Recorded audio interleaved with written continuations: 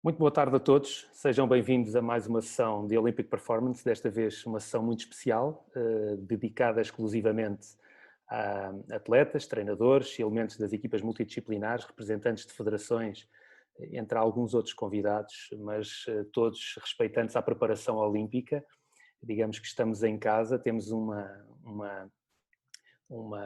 plateia de luxo, tanto deste lado, mas sobretudo do lado de lá, com um conjunto de atletas olímpicos em preparação olímpica muito grande, e é um privilégio enorme podermos desenvolver esta atividade. É um dos temas que temos vindo a trabalhar de uma forma muito estreita com as federações e julgamos que é um tema absolutamente determinante na preparação para os Jogos Olímpicos de Tóquio, que foram adiados, mas que vão estar precisamente na mesma altura do ano, ou seja, no final de julho e início de agosto. Eu pediria então aos nossos convidados para ligarem então as câmaras para podermos dar início à sessão. Agradeço já temos o chefe de missão, Marco Alves, que vai ser o nosso primeiro convidado e vai dar um enquadramento desta mesma sessão. Agradecer também a presença ao Dr. José Gomes Pereira, que é o diretor de Medicina Desportiva do Comitê Olímpico de Portugal, que vai também dar a sua visão relativamente à forma como deve ser tratado este assunto da aclimatação, muitíssimo importante para a generalidade das modalidades, sobretudo quando estamos a falar em outdoor. Temos também a presença de um convidado, um meteorologista do Instituto Português do Mar e Atmosfera, Nuno Miguel Moreira. Muito obrigado também pela sua presença e por toda a colaboração que o IPMA tem prestado, e já vamos falar um pouquinho acerca disso. E finalmente também o professor Amândio Santos, professor da Universidade de Coimbra, que tem trabalhado com muitos atletas de várias modalidades, tem mais recentemente trabalhado muito com atletas da Federação Portuguesa de Atletismo e tem uma larguíssima experiência relativamente a esta matéria, a qual é muitíssimo importante partilhar com todos, porque é um assunto que, sem sombra de dúvidas, pode vir a fazer enorme diferença no resultado final em Tóquio 2020, isto em 2021, naturalmente. Interessa aqui, de alguma maneira, também perceber, e tentarei colocar agora uma partilha. Ainda não é este slide. Peço desculpa. Julgo que agora sim vamos poder fazer a partilha de ecrã da melhor forma. Agora sim. E gostaria apenas de fazer um pequeno enquadramento prévio a esta mesma sessão, dizendo que este tem sido um tema que tem sido estudado, digamos que pela maior parte dos países do mundo que estão a preparar-se devidamente para Tóquio, e interessa dizer que as condições meteorológicas em Tóquio prevê-se que estejam fora do normal, daquilo que são as condições vulgares para a competição a este nível. E dizer que em 2019, entre 29 de julho e 4 de agosto, apenas no período de uma semana, morreram 57 pessoas devido ao calor em Tóquio. As condições de temperatura e umidade e também a radiação à mistura colocaram problemas muito grandes em termos gerais, mas também de uma forma muito específica nos atletas.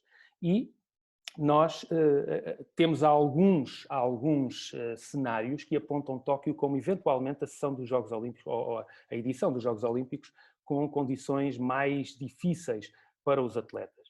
E durante o ano de 2019 tivemos vários test events a decorrer em Tóquio e estivemos muito atentos a todos esses test events. No caso do remo, de 7 a 11 de agosto, foram reportados vários casos de atletas com insolações e que inclusivamente cambaleavam quando iam para o pódio e tiveram de facto algumas dificuldades nesse mesmo momento. Depois, no teste event em águas abertas, no dia 11 de agosto, houve muitas queixas por parte dos atletas, sobretudo no que diz respeito à temperatura e qualidade da água, também uma situação muito delicada, tanto para as águas abertas como para o triatlo. Depois, no triatlo também, poucos dias depois, tivemos uma excelente prestação do João Silva, que conseguiu, de facto, adaptar-se muitíssimo bem a estas condições, mas tivemos, sobretudo no lado feminino, condições muito, muito adversas e atletas, como vemos na imagem, com claras dificuldades para poder terminar a competição, e muitas delas, neste caso, até tiveram que desistir. Depois tivemos uma competição com características ligeiramente diferentes, no entanto, em termos meteorológicos, com dados relativamente semelhantes. E foi o Campeonato do Mundo de Atletismo de Doha, que decorreu entre 27 de setembro e 6 de outubro, na capital do Catar.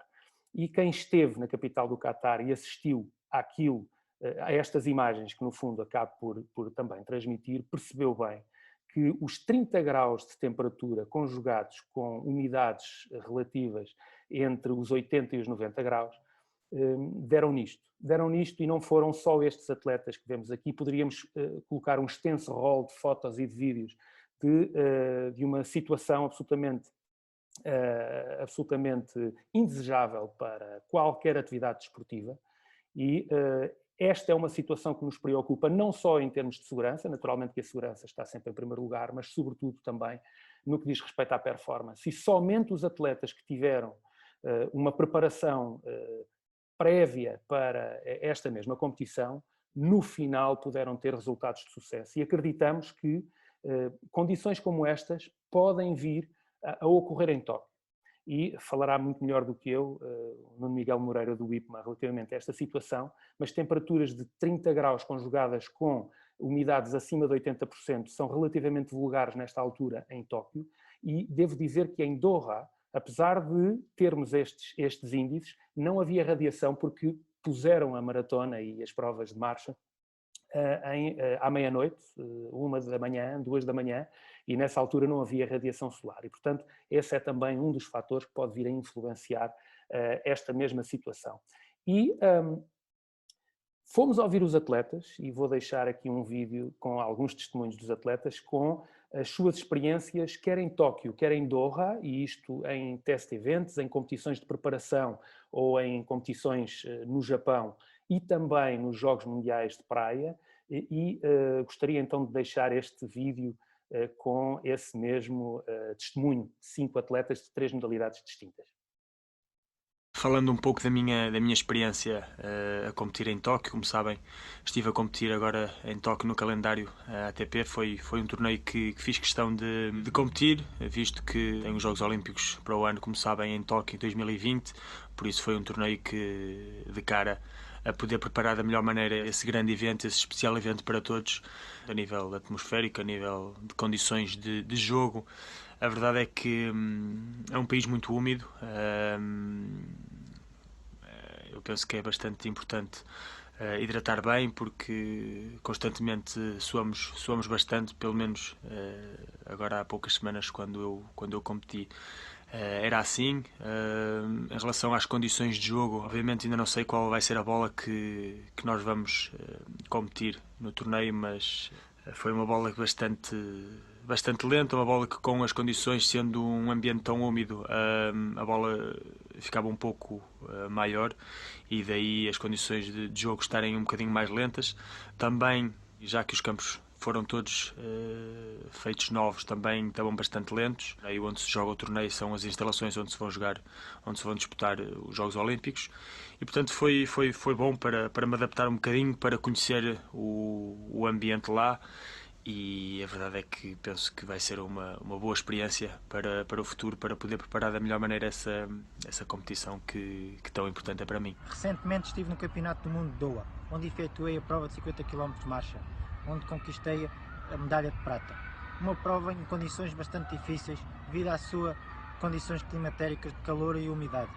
Todos nós atletas tivemos de nos preparar para estas condições, por isso eu e a minha treinadora fizemos um planeamento de modo a que pudesse-me adaptar o máximo possível àquelas condições climatéricas e ao horário da prova. Tivemos também a ajuda do professor Amândio da Faculdade de Coimbra na utilização da sala de aclimatação, para poder adaptar-me a melhores condições para utilizar na competição. Utilizar água e gelo para refrescar as partes mais sensíveis do meu corpo, de modo a que pudesse ter sucesso nesta competição. Íamos apanhar temperaturas muito elevadas e uma umidade muito grande. Tentámos fazer o melhor que conseguimos com a ajuda do professor Amândio na Universidade de Coimbra. Treinámos na Câmara, fizemos a simulação do calor e da umidade que iríamos apanhar lá e acreditem que foi a melhor coisa que fiz. Já em 2016 para o Rio de Janeiro eu tinha feito essa experiência e adaptei-me super bem ao Rio e agora tenho a consciência que foi a melhor coisa que fizemos, foi termos feito 4 testes, 4 semanas em que conseguimos e saber a que ritmos é que iríamos utilizar e que podíamos andar. Acreditem que mesmo assim, com todo o processo que fiz, o meu corpo levou ainda um choque um bocado e acreditem que se não tivesse feito esse trabalho, que tinha sido uma prova para esquecer. Felizmente isso não aconteceu. Felizmente fizemos um bom trabalho com muito tempo de antecedência e penso que foi isso que me ajudou bastante neste Mundial. Eu durante a prova tentei-me resguardar ao máximo por ter muita cautela no início da prova. Quem faz distâncias longas tem que ter a consciência que a prova é longa e que com o calor e com a umidade quem se desgastar no início vai pagar a fatura a dobrar ou a triplicar na parte final. E eu tive esse cuidado, mas acreditem que o meu corpo, depois dos 10 km, começou a aquecer de uma forma muito grande. E nem com o chapéu com gelo, que foi um dos truques que utilizámos, ou com as toalhas de gelo aqui nesta zona que o meu corpo aquecia muito. Ajudou sim, mas houve ali dos 10 aos 15 km o corpo começou a aquecer muito, muito, muito. E tive um bocado de receio que poderia me custar imenso a parte final da prova. Não havia forma de contrabalançar o calor que o meu corpo estava a sentir. O calor vinha do chão do Alcatrão, vinha do corpo que estás em movimento a fazer um esforço grande e foi muito duro passar esse processo. Tu durante a prova pensas em tanta coisa. Nesta prova com o calor e com a umidade só pensavas mesmo é que o teu corpo estava a aquecer demasiado. E eu já tentava de todas as formas possíveis chegar ao fim e não me andar a arrastar da forma como vi atletas na maratona, nos 50 e até na minha competição.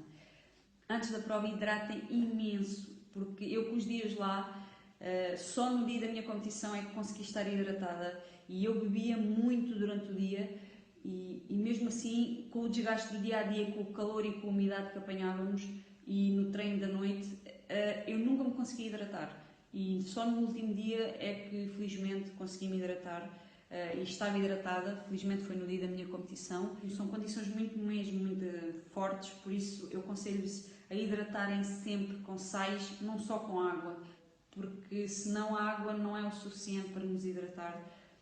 Alimentem-se bem, tentem descansar o máximo e tentem simular o máximo que conseguirem o calor e a umidade que irem apanhar em Tóquio, porque acho que esse será o truque para todos nós, para que o nosso cérebro consiga dizer ao nosso corpo que já temos algo parecido, que já passámos por isso, senão vai ser muito duro o que nós iremos apanhar. Recentemente estive presente no Campeonato do Mundo em Doha.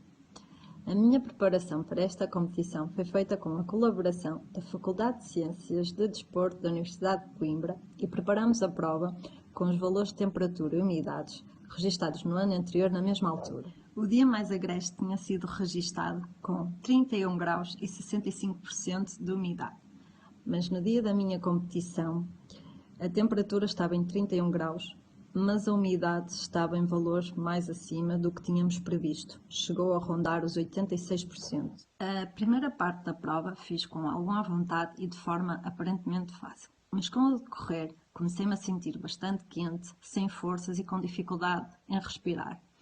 Então, abrandei o ritmo e tentei gerir de forma a conseguir terminar.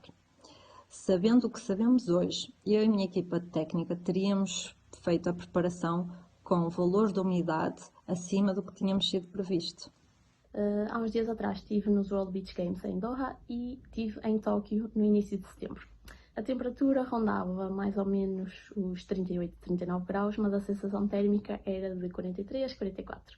E a umidade completamente lá em cima, mais ou menos 80%, por aí. Comparado com o clima que temos em Portugal, não tem nada a ver.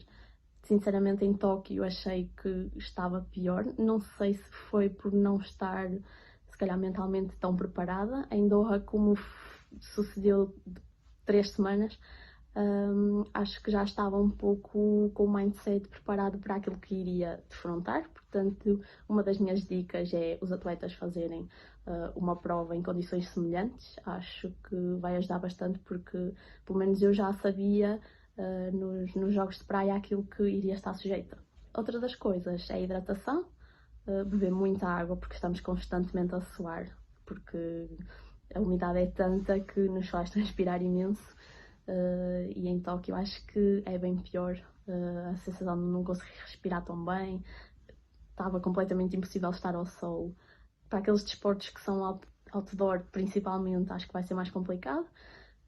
No meu caso, nos Beach Games, tivemos essa questão, nós competimos ao ar livre, ao sol, a horas que o sol estava bastante forte, portanto tive algumas dificuldades. Tentei passar por essas condições em Portugal, mas Falando um pouco da minha experiência a competir. Que o sol estava bastante forte, portanto tive algumas dificuldades. Tentei passar por essas condições em Portugal, mas que acaba por não ser a mesma coisa, apesar de nos prepararmos. O meu conselho é hidratação e ter uma experiência prévia semelhante antes dos Jogos Olímpicos.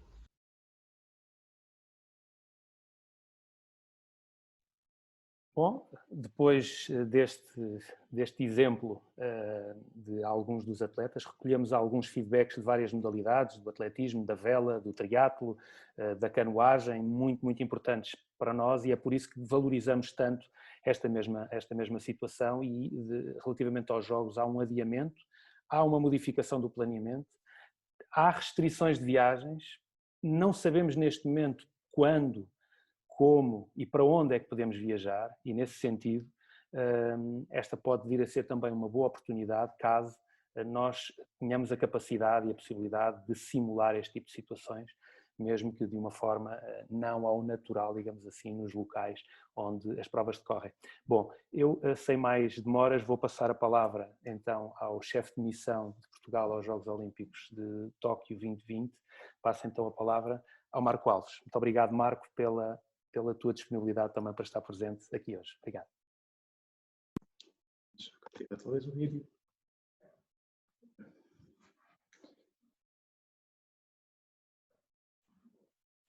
Ter o vídeo.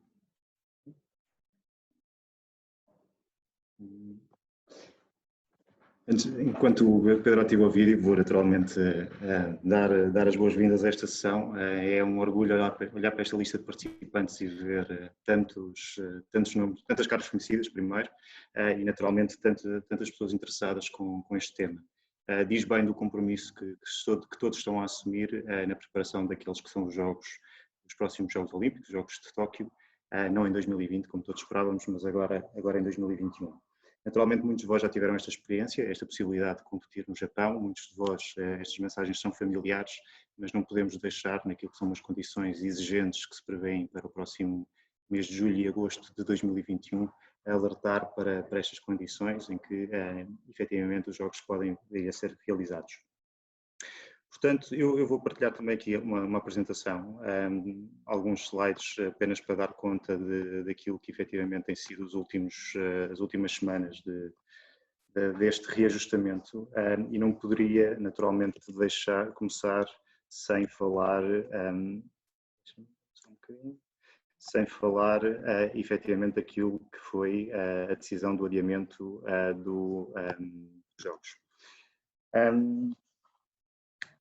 Efetivamente houve aqui um período que nos deixou com um sentimento duplo, diria. Nós naturalmente gostaríamos que os jogos se organizassem da forma como estavam previstos, mas após principalmente a questão da declaração do estado de pandemia por parte da OMS, percebíamos que dificilmente os jogos poderiam ser organizados em segurança.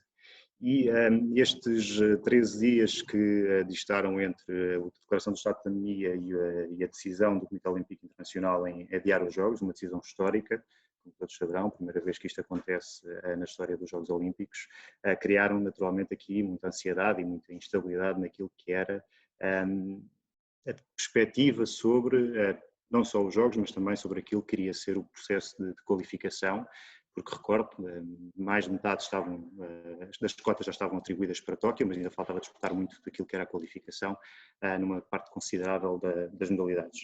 Portanto, e no âmbito deste adiamento e desta retoma possível nestas últimas semanas, o Comitê Olímpico de Portugal, através também do seu presidente, tem feito uma ronda de visitas às modalidades que estão naturalmente em preparação para os Jogos de Tóquio e transporta nestas visitas duas mensagens, uma mensagem de esperança e uma mensagem de confiança. De esperança, efetivamente, como também muito veiculada naquilo que foi a publicação dos novos critérios de qualificação internacionais, uma mensagem de esperança que esta definição de calendário vos permita naturalmente delinear aquilo que são os vossos processos de preparação e de treino com vista àquilo que vão sendo a publicação das novas provas internacionais. Portanto, esta mensagem de esperança que acredito que nesta fase seja importante, porque sem haver este horizonte é difícil manter uma preparação e um foco naturalmente centrado na questão, principalmente para aqueles que ainda estão em processo de qualificação. E uma mensagem de confiança naturalmente no vosso trabalho, no trabalho dos vossos treinadores, no trabalho das federações, para que não só naquilo que conseguiram de alguma forma garantir durante esta fase da crise pandémica, mas também neste retorno à atividade, na confiança no vosso trabalho e que naturalmente possa vir dar os frutos que todos desejam, quer seja no reatar das competições internacionais e na sua participação, quer que seja, como dizia, na garantia da qualificação para os Jogos, nos casos em que se aplica.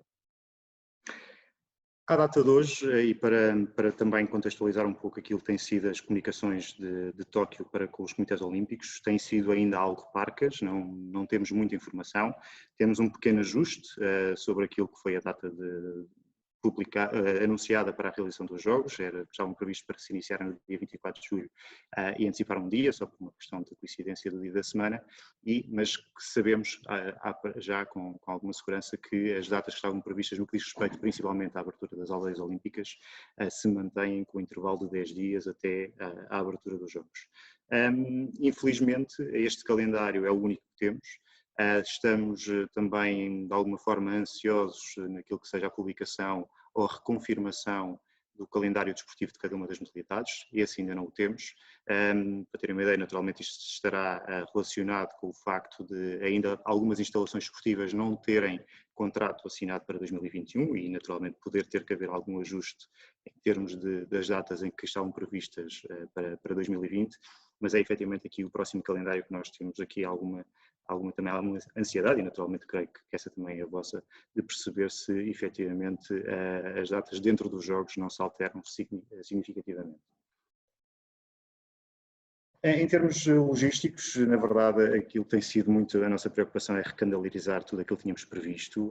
Na semana de 24 de março, nós tínhamos previsto a partida do primeiro contentor para Tóquio, já com o material que iria equipar o nosso espaço dentro da aldeia. Tínhamos também agendado já o transporte dos barcos da vela, da canoagem e do remo, e tínhamos inclusive bloqueado o avião para que o transporte dos cavalos já qualificados pudesse acontecer de acordo com aquilo que estava planificado também pela Federação Equestre, e tínhamos 80%, mais de 80% dos lugares bloqueados para toda a missão e para aquilo que era a nossa perspectiva de participação nos Jogos. Portanto, foi nesta, naturalmente com cada um destes parceiros, foi muito nesta recanalarização que assentou o nosso trabalho, principalmente aqui desde o dia 24 de março. E aquilo que nos traz cá é, sem dúvida, as questões que nos distanciam do Japão. Aqui tem uma informação meramente geográfica, são mais de 11 mil quilómetros, mas estes 11 mil quilómetros significam muito, e significam muito daquilo que vai ser falado durante esta tarde. Naturalmente os meus colegas de painel terão a oportunidade de dar os seus contributos sobre principalmente estas diferenças e os alertas sobre as diferenças que temos que ter em consideração. Só para terem uma ideia, isto evoluiu desde as últimas comunicações que tínhamos feito. Nós vamos ter atletas distribuídos por 6 locais no Japão, mais a norte, por via naturalmente da transferência das provas de maratona e de marcha para a região de Hokkaido. Vamos ter atletas alojados em Sapporo, Mais a sul, o ciclismo BTT e o ciclismo pista já estavam previstos na cidade de Izu. O ciclismo de estrada, naturalmente pelas condições que têm que ser previstas para a sua preparação da competição, foram deslocalizados para as imediações do Monte Fuji, onde tem naturalmente a possibilidade de treinar, o que não seria uma realidade dentro da cidade de Tóquio. A Vela volta a utilizar as instalações da edição de 64 dos Jogos, volta-se a localizar em Enoshima, e tivemos também a necessidade de deslocalizar a equipa de surf para perto da praia, uma vez que a distância a Tóquio assim o exigia. Portanto, nós vamos ter a nossa missão efetivamente separada, algo separada, e para além da aldeia de Tóquio, da aldeia central, a todos os restantes alojamentos vão acontecer em unidades hoteleiras. E eu vou-vos dar um pouco aquilo que é a nossa ideia para a aldeia olímpica de Tóquio, e que tentaremos sempre que possível chegar a acordo com as unidades hoteleiras onde ficarão os nossos atletas, a nossa equipa, para replicar as condições que teremos previstas na aldeia de Tóquio. A imagem que vem no ecrã é o edifício onde ficará alojado Portugal. Dentro deste edifício, aquilo que nós tentámos trabalhar, e na perspectiva já daquilo que tinham vindo a ser os alertas das condições onde se realizariam estes jogos, nós desde 2016 que mantemos contacto com o responsável da gestão da aldeia de Tóquio, portanto é por via destas relações diplomáticas, diria assim, que temos conseguido também cumprir com alguns dos critérios que tínhamos estabelecido para a nossa localização dentro da aldeia, e efetivamente conseguimos garantir a grande parte daquilo que tinham sido os requisitos à partida.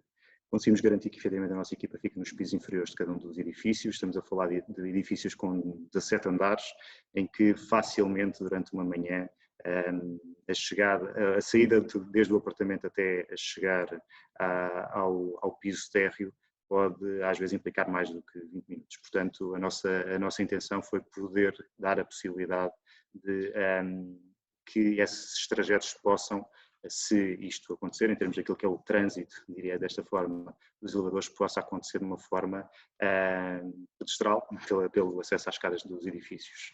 Conseguimos também garantir a nossa localização num dos edifícios que tem a melhor relação entre quartos singles e quartos duplos dentro da aldeia, isto muito por via daquilo que são as exigências do descanso. Estamos a falar de uma missão do outro lado do mundo, em que os períodos de adaptação ao jet lag vão ser muito maiores, quando comparados, por exemplo, com Londres, em 2012. Portanto, temos que, efetivamente, ter aqui uma preocupação acrescida com o descanso de todos e esta possibilidade de não termos quartos para além da capacidade dupla e termos bastantes singles, podermos aqui, naquilo que é a permanência de cada um dos elementos na aldeia, poderemos garantir aqui mais algum conforto. Temos também a vantagem neste edifício de todos os espaços serem climatizados, não só os apartamentos, mas também os corredores.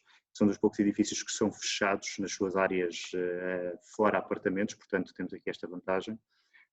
E naturalmente consideramos aqui aquilo que é a distância entre o nosso edifício e os espaços de utilização diária para que efetivamente não comprometa aqui a necessidade de deslocações acrescidas para cada um destes espaços, preservando naturalmente o descanso. Nós tivemos uma experiência no Rio que nos correu menos bem, o edifício estava, ainda que geograficamente dentro da aldeia estivesse bastante bem localizado, tivemos durante os primeiros dias várias cerimónias protocolares que durante o dia influenciavam o descanso. Portanto, foi aqui mais um cuidado que tivemos quando decidimos esta localização dentro da aldeia olímpica. E naturalmente também porque nos foram garantidos alguns espaços operacionais, nomeadamente a montagem do Espaço Clínico de Portugal no mesmo edifício onde ficaremos alojados. Portanto, estas foi um conjunto de preocupações que tivemos para mitigar alguns dos efeitos de que vamos falar durante a tarde de hoje e creio que são estes os principais que podem de alguma forma, passa a redundância, mitigar estas condicionantes. No espaço temos previsto naturalmente a guia de utilização de ares condicionados, porque efetivamente vamos ter a possibilidade de equilibrar pelo menos aquilo que é a nossa área mais reservada e os espaços comuns, portanto essa será uma preocupação. Temos estudado com a Direção de Medicina Desportiva também a questão dos mecanismos de controle da hidratação, há pouco a Ana Cabecinha falava muito sobre esta questão, e temos também a intenção de, uma vez que estamos completamente tranquilos sobre aquilo que será a dieta seguida na aldeia olímpica, mas queremos também, porque também efetivamente vamos estar muito tempo em Tóquio, no Japão, queremos também poder garantir aqui a disponibilidade de alguns snacks para que durante o dia não tenhamos que estar sempre a recorrer ao refeitório da aldeia.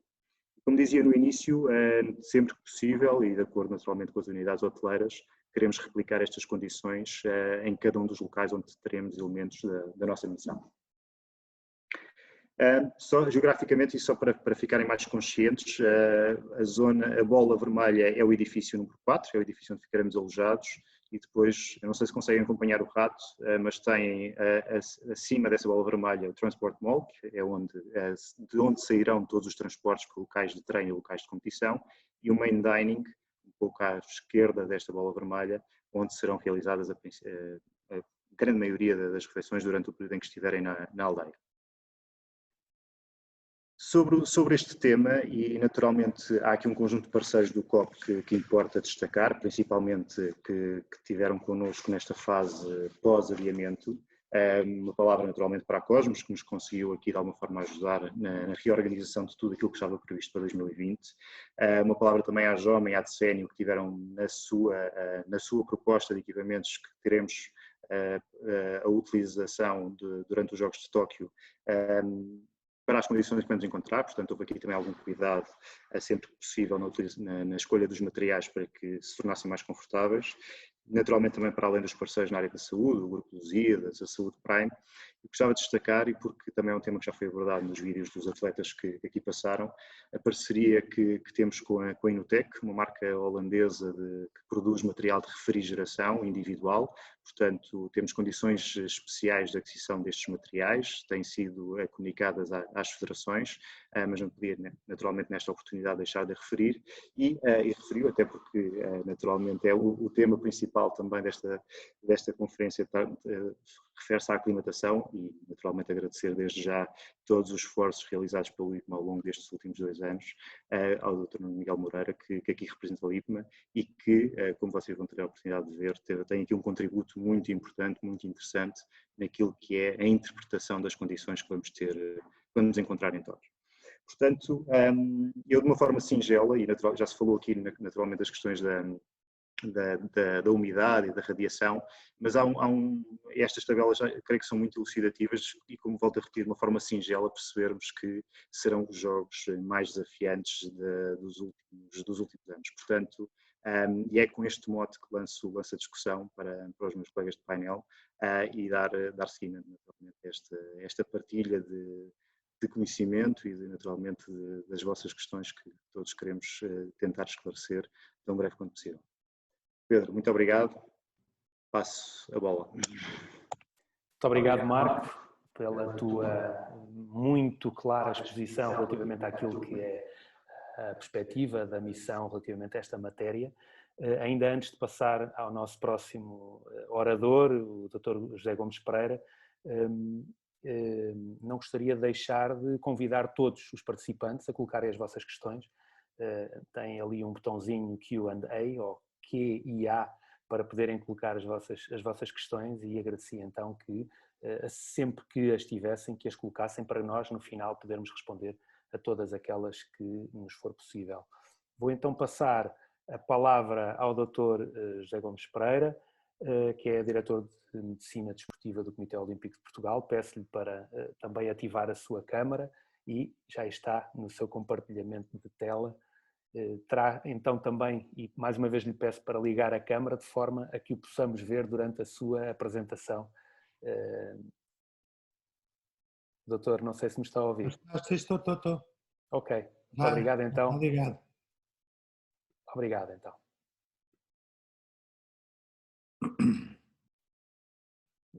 Aqui diz que eu não posso partilhar porque o host parou.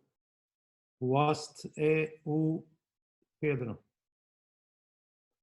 Bom, nesse caso vou tentar. Veja agora, por favor, se já pode ligar. Agora sim, não é? Muito bem, doutor. Já me está a ver? Já estou a ver. Eu não tenho nada aqui. Agora deverá fazer a partilha do seu ecrã. Exato.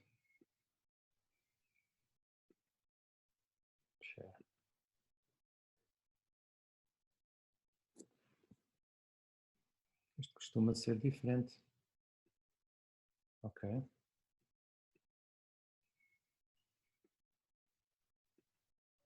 Ok. Já está? Muito bem, doutor. Quando quiser, pode começar.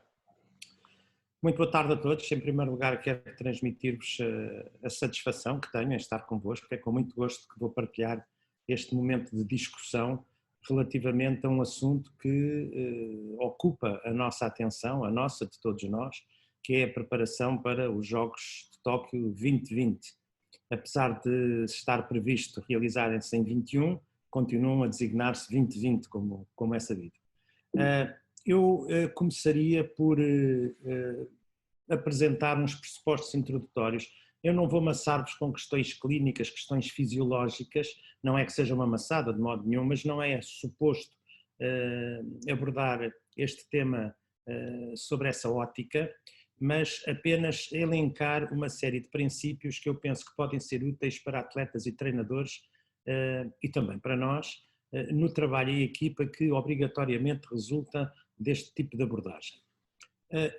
Em primeiro lugar, há um aspecto que me parece muito interessante, que é o seguinte, é que se for concedido um tempo suficiente de adaptação e o acesso a ambientes controlados e a meios de hidratação,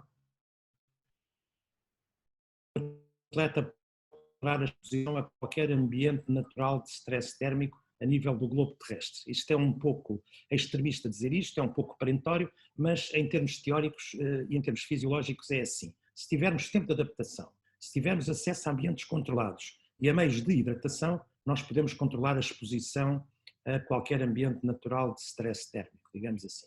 E o stress térmico resulta de quê? Resulta da interação de fatores físicos, ambientais, como a temperatura, a umidade, a radiação solar, o vento, efeitos fisiológicos, como a taxa de produção de calor endógeno decorrente do exercício, fatores comportamentais, como a utilização de vestuário e outro tipo de equipamento adequado, visando os processos termolíticos, ou seja, a destituição do calor, a dissipação do calor corporal, e o ambiente térmico e o exercício muscular atuam de forma sinérgica, ou seja, atuam sinergicamente, aumentando a sobrecarga térmica, com implicações inequívocas a nível fisiológico. Estas implicações fisiológicas incluem a elevação da temperatura corporal, a sobrecarga cardiovascular. Aliás, quando a Ana Cabecinha há pouco estava a expor aquilo que foi a experiência dela, é que de facto estes aspectos são aspectos que os atletas que passam por isto sentem na pele e sentem com grande intensidade. A elevação da temperatura corporal, a sobrecarga cardiovascular e as alterações metabólicas com implicações no desconforto térmico, e é óbvio que isso vai agravar o desempenho aeróbio, vai agravar a performance e vai aumentar o risco de choque térmico. A aclimatação ao calor permite que ajustamentos fisiológicos possam mitigar, possam diminuir significativamente os efeitos negativos do stress térmico. A adaptação ao calor obtida por meios naturais, a aclimatização, ou por meios artificiais, a aclimatação, devem ser suficientemente intensos para produzir alterações na temperatura central, na temperatura periférica e na capacidade de sudação. Porque aqui há um aspecto importante, se o atleta não sua, se o atleta não perde água através da sudação e se não evapora esse suor, ele dificilmente vai ter uma eficácia termolítica a nível do seu organismo. Portanto, a magnitude das adaptações biológicas induzidas pela aclimatação ao calor dependem em grande medida de quê? Da intensidade, da duração, da frequência e do número de exposições ao calor. Eu repito, a intensidade, a duração, a frequência e o número de exposições ao calor. Portanto, a permanência no calor induz uma aclimatização, mas com limitações. O método mais eficaz qual é? É a realização de exercício, do treino, sobre efeito do calor, mas por via de regra são necessários 7 a 14 dias para se obter uma satisfatória aclimatização ao calor. Considera-se que para a obtenção de um estado satisfatório de aclimatização é necessária uma exposição diária de cerca de 90 minutos, podendo ser estendida a 120 minutos, combinada com exercícios de estimulação, e aqui devem ser fundamentalmente aeróbios, e estamos a falar em exercício ao ar livre, e a intensidade e a duração da carga de treino pode progredir em cada dia de adaptação. Portanto, é conveniente que progrida, porque dessa forma nós estamos a conseguir objetivar aquilo que se pretende.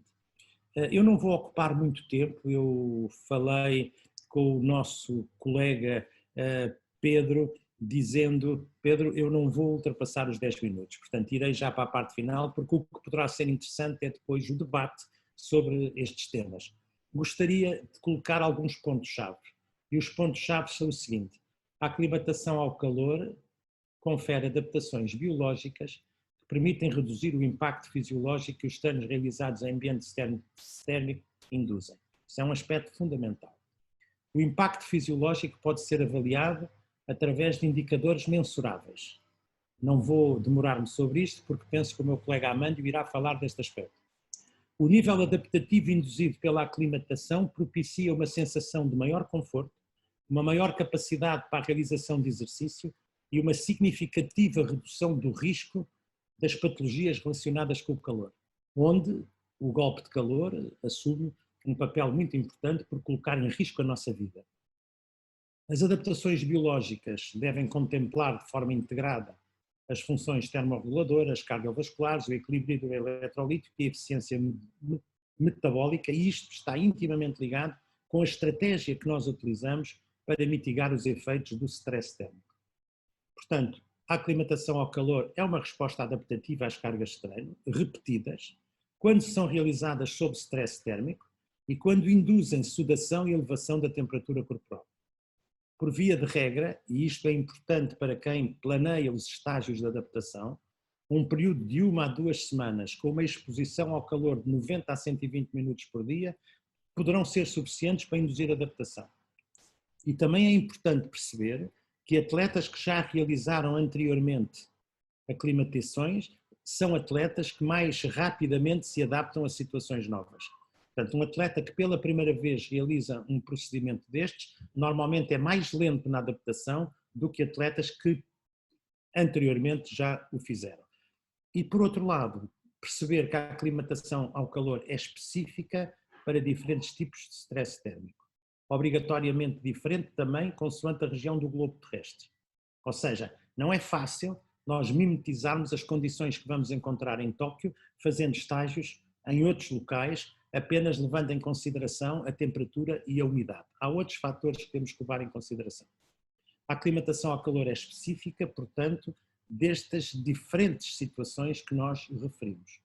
É específica também para as diferentes intensidades de esforço, as quais devem simular condições expectáveis que o atleta irá viver em competição. No fundo, é quase como uma antecipação à competição.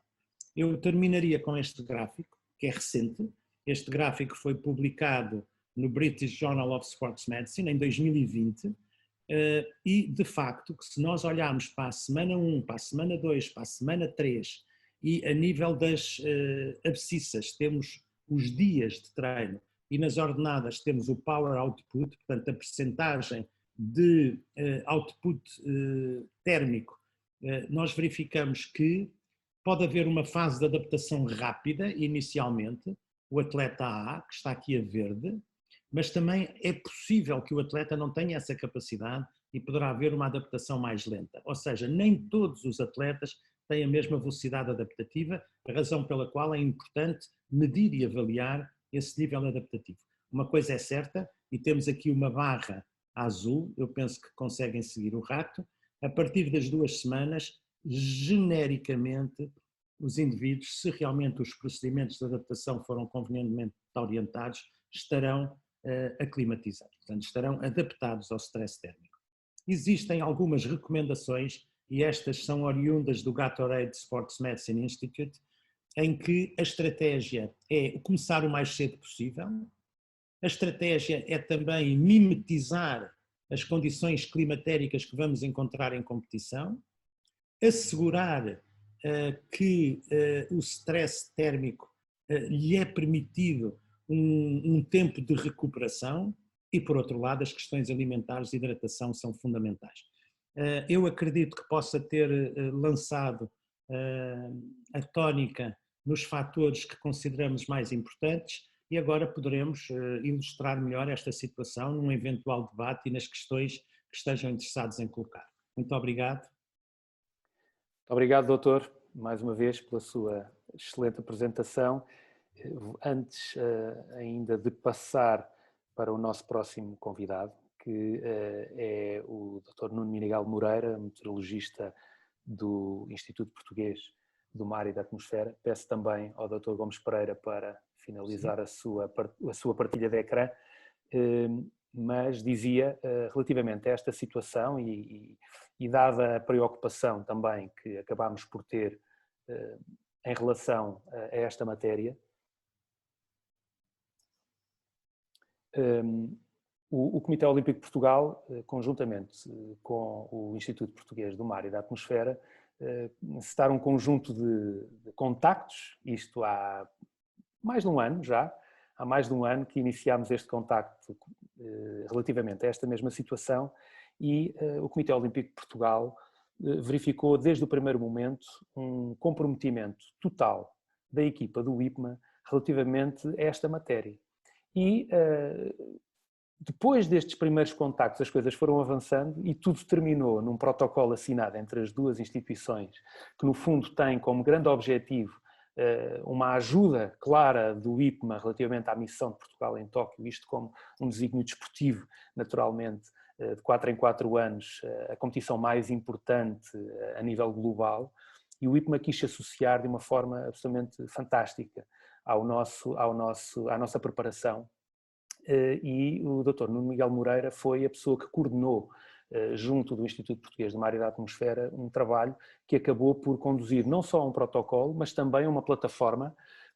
A plataforma é esta que o Dr. Nuno Miguel Moreira vai ter a oportunidade também de apresentar para todos. Já demos também conhecimento às federações, já temos alguns feedbacks dessas mesmas federações e devo dizer que os feedbacks de uma forma geral foram muitíssimo positivos, mas não gostaria de deixar, antes ainda da sua apresentação, um enorme agradecimento do desporto português, eu diria, em nome, naturalmente, a partir do Comitê Olímpico de Portugal e a partir desta situação específica dos Jogos Olímpicos de Tóquio, mas hoje em dia temos uma ferramenta que pode vir a ser útil não só para os Jogos de Tóquio, mas eventualmente para outras competições no futuro. E neste sentido e com este sentido de gratidão, passava então a palavra ao Dr. Nuno Miguel Moreira. Muito obrigado. Bem, muito boa tarde a todos. Antes de mais, agradecer as palavras do Pedro Roque em nome do IPMA. Obviamente foi um prazer podermos colaborar com o COP e, como disse, terminarmos, não é, depois com este website que eu vou apresentar e com o protocolo. Agradecer o convite, em particular, para estar presente também aqui hoje, para vos mostrar exatamente aquilo que foi este trabalho desde o ano passado. E, portanto, passo a fazer a apresentação exatamente daquilo que eu queria mostrar e dizer exatamente que este trabalho é um trabalho, não é só meu, obviamente, é um trabalho de equipa. Portanto, os meus colegas que estiveram envolvidos neste projeto, 6 colegas do IPMA diretamente envolvidos neste projeto, a Anabela Carvalho, o Filipe Ferreira, a Joana Teixeira, o Pedro Silva e o Ricardo Ramos, que também estão hoje alguns a acompanhar esta sessão. E, de facto, foi um trabalho bastante desafiante, foi muito interessante. Aprendemos muito também, e, portanto, foi neste diálogo, né, entre o que nós íamos fazendo e o que se ia percebendo que era preciso alterar, muitas vezes, alguns ajustes, que se chegou à plataforma que eu vou mostrar já a seguir. E, portanto, com as previsões meteorológicas. Antes disso, começo por apresentar exatamente aquilo que é o clima de Tóquio. E, portanto, aqui vamos olhar um bocadinho para trás, olhar para os anos que vêm desde 1980 até o ano passado, 2019, e portanto, já foi hoje apresentado, já foram hoje apresentados alguns valores de referência. São esses valores de referência que definem o clima de Tóquio.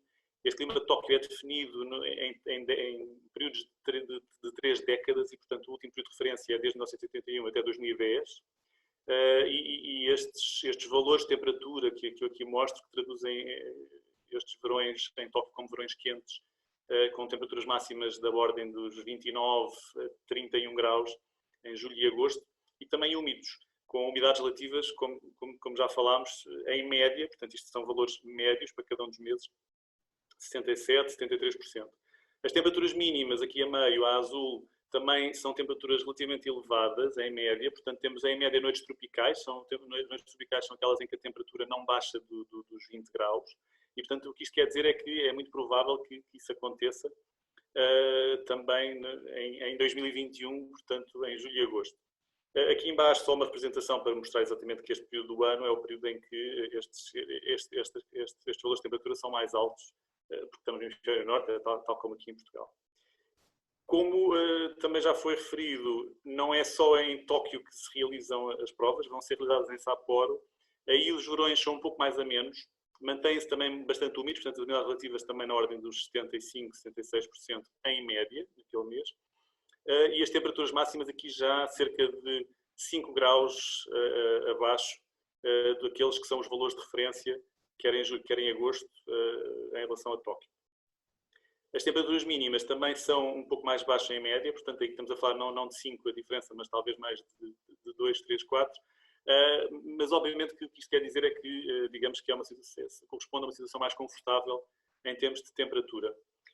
Obviamente que estes valores de referência são valores médios e, portanto, aqui eu representei agora num gráfico em que no eixo horizontal é a evolução temporal desde o dia 1 de julho até ao dia 31 de agosto de 2019, neste caso, mas poderia ser um outro ano qualquer, mas só porque eu depois vou sobrepor outros gráficos, e vemos aqui o mês de julho para a temperatura máxima, a tal linha ligeiramente abaixo dos 30 graus, e em agosto a linha ligeiramente acima, isto para a temperatura máxima a vermelho, e a azul exatamente os valores correspondentes à temperatura mínima do ar, portanto acima dos 20 graus, como eu referi há pouco. Portanto isto é a média para julho, máxima e mínima, e a média para agosto, máxima e mínima. E esta é a condição dos tais 30 anos, para um determinado mês. Se nós formos ver como é que a situação evoluiu ao longo do próprio mês, vemos que, obviamente, se eu for pegar num dia no início de julho, a média é um bocadinho mais baixo do que estes valores, do que este valor quase próximo dos 30, e se for olhar para o último dia de julho, já está um bocadinho acima daquele valor de referência. E, portanto, obviamente que estes valores de referência que nós utilizamos para o mês são aqueles que são mais fáceis de decorar, para nós próprios memorizarmos, e temos esta ordem de grandeza, mas mesmo ao longo do mês, o valor médio vai variando. Acontece que, ao longo de cada mês em particular, nada disto vai acontecer de uma forma tão certinha, e portanto eu aqui represento aquilo que foi o ano passado, 2019, e alguns dos atletas tiveram a oportunidade de estar lá, e portanto é este tipo de comportamento que nós podemos esperar, ou seja, ao longo de cada dia, portanto aqui a linha a vermelho, a temperatura máxima diária, portanto que foi evoluindo, ora abaixo, ora acima, daquilo que são os valores de referência, e a temperatura mínima também. E portanto é esta diferença que se pode ter em conta. Por exemplo, neste caso, temos que na primeira quinzena de julho de 2019, a temperatura máxima diária em Tóquio teve cerca de 5 graus abaixo daquilo que é o valor normal. Portanto, mais próximo dos 25 do que propriamente dos 30. Mas depois, na primeira quinzena de agosto de 2019, este quadrado cá em cima, em vez de estar abaixo, teve cerca de 5 graus acima. Portanto, mais próximo dos 35 graus. E portanto, este tipo de diferenças em relação aos valores médios é aquilo que, no fundo, nós procuramos cobrir com as previsões, que eu vou falar mais daqui a pouco. Só dar conta também, antes de passar para as previsões, daquilo que, nesta relação entre aquilo que é o clima e aquilo que é o tempo, as condições meteorológicas, também dar aqui referência ao conceito de temperatura média, que basicamente é um conceito que corresponde à média entre a máxima e a mínima, portanto T max mais T min dividido por 2, e que também pode ser um valor de referência, e aquilo que é a anomalia desses valores. E a anomalia é a variação em relação ao clima. Isto só para dar um exemplo que, olhando para o mês de 2019 todo, no seu todo, nós tivemos aqui para a zona de Tóquio valores que em média estiveram próximos, portanto este valor de 0.0 aqui na zona de Tóquio mostra que eles estiveram próximos dos valores normais, mas isto foi à custa, digamos, como podemos ver neste gráfico, de valores abaixo do normal na primeira quinzena de julho e depois acima do normal na segunda quinzena de julho. E, portanto, mais uma vez, estes valores de referência têm que ser, são muito úteis, mas depois têm que ser sempre vistos nesta perspectiva de que existem variações dentro do mês que obviamente, podem ser significativas.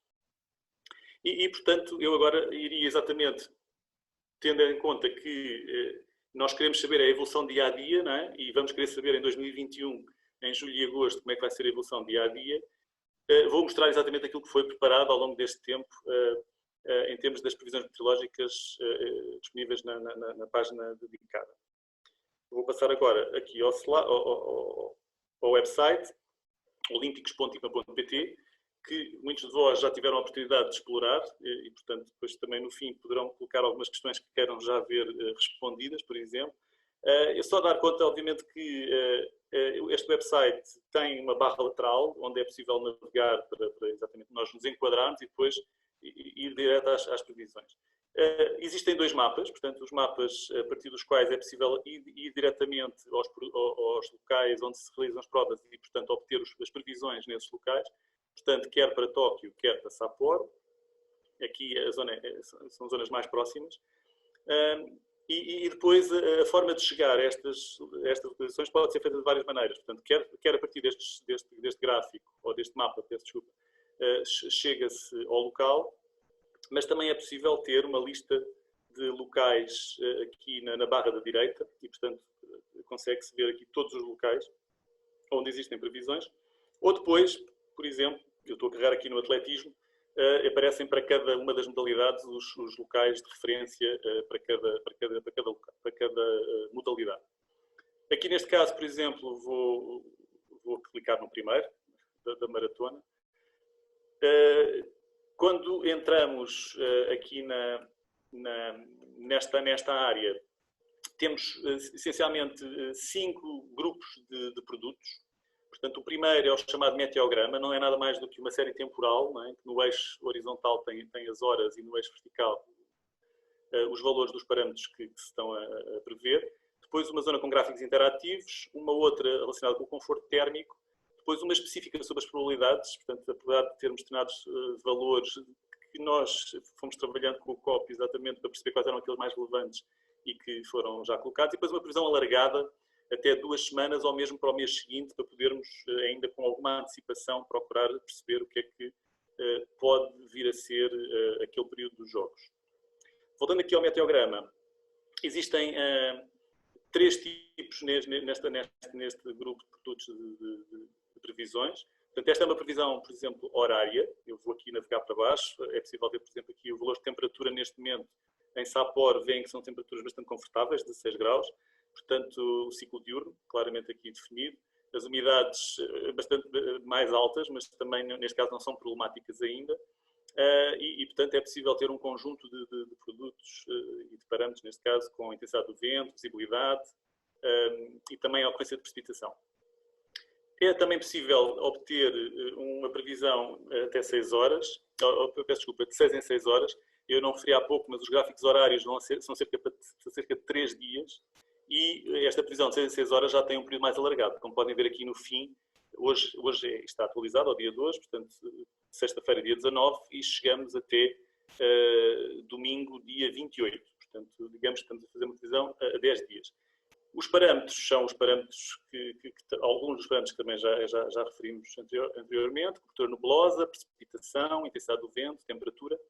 E é possível ver, obviamente, nesta representação, estas barras, estes diagramas de Whisker Box, que ao longo do tempo vão ficando cada vez maiores e, portanto, vão traduzindo uma maior incerteza das previsões. Portanto, claramente os valores que são previstos começam a ser mais díspares à medida que o alcance da previsão aumenta e, portanto, só nos primeiros dias é que temos um grau de confiança bastante mais afinado em relação à gama de valores que podemos vir a registar.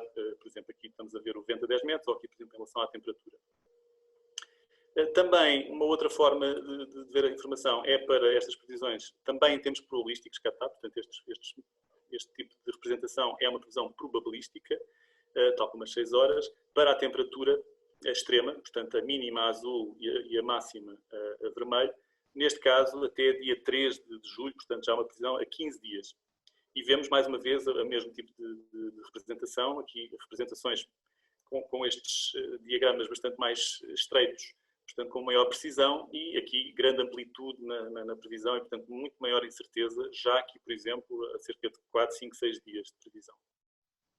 E este conjunto de produtos na área meteograma corresponde essencialmente a produtos fixos, portanto são gráficos que nós podemos até copiar a imagem se precisarmos de de imprimir ou de levar para outro sítio em termos digitais. Depois temos os gráficos interativos. Estes gráficos interativos têm, obviamente, aqui uma possibilidade de interagir e, quer na sequência horária, quer na sequência diária, obter os valores exatos, né, que a previsão está a dar, portanto, como vocês podem ver, em relação à temperatura, em relação à umidade, neste caso, também aos índices que eu ainda não falei, mas irei falar do WPGT e do TCI, que são índices de conforto térmico, e a hora e o próprio dia, em que obviamente permite ter este acesso à informação em mais detalhe. Neste caso temos também, por exemplo, aqui a rajada com a precipitação e mais em baixo a visibilidade e a nubosidade.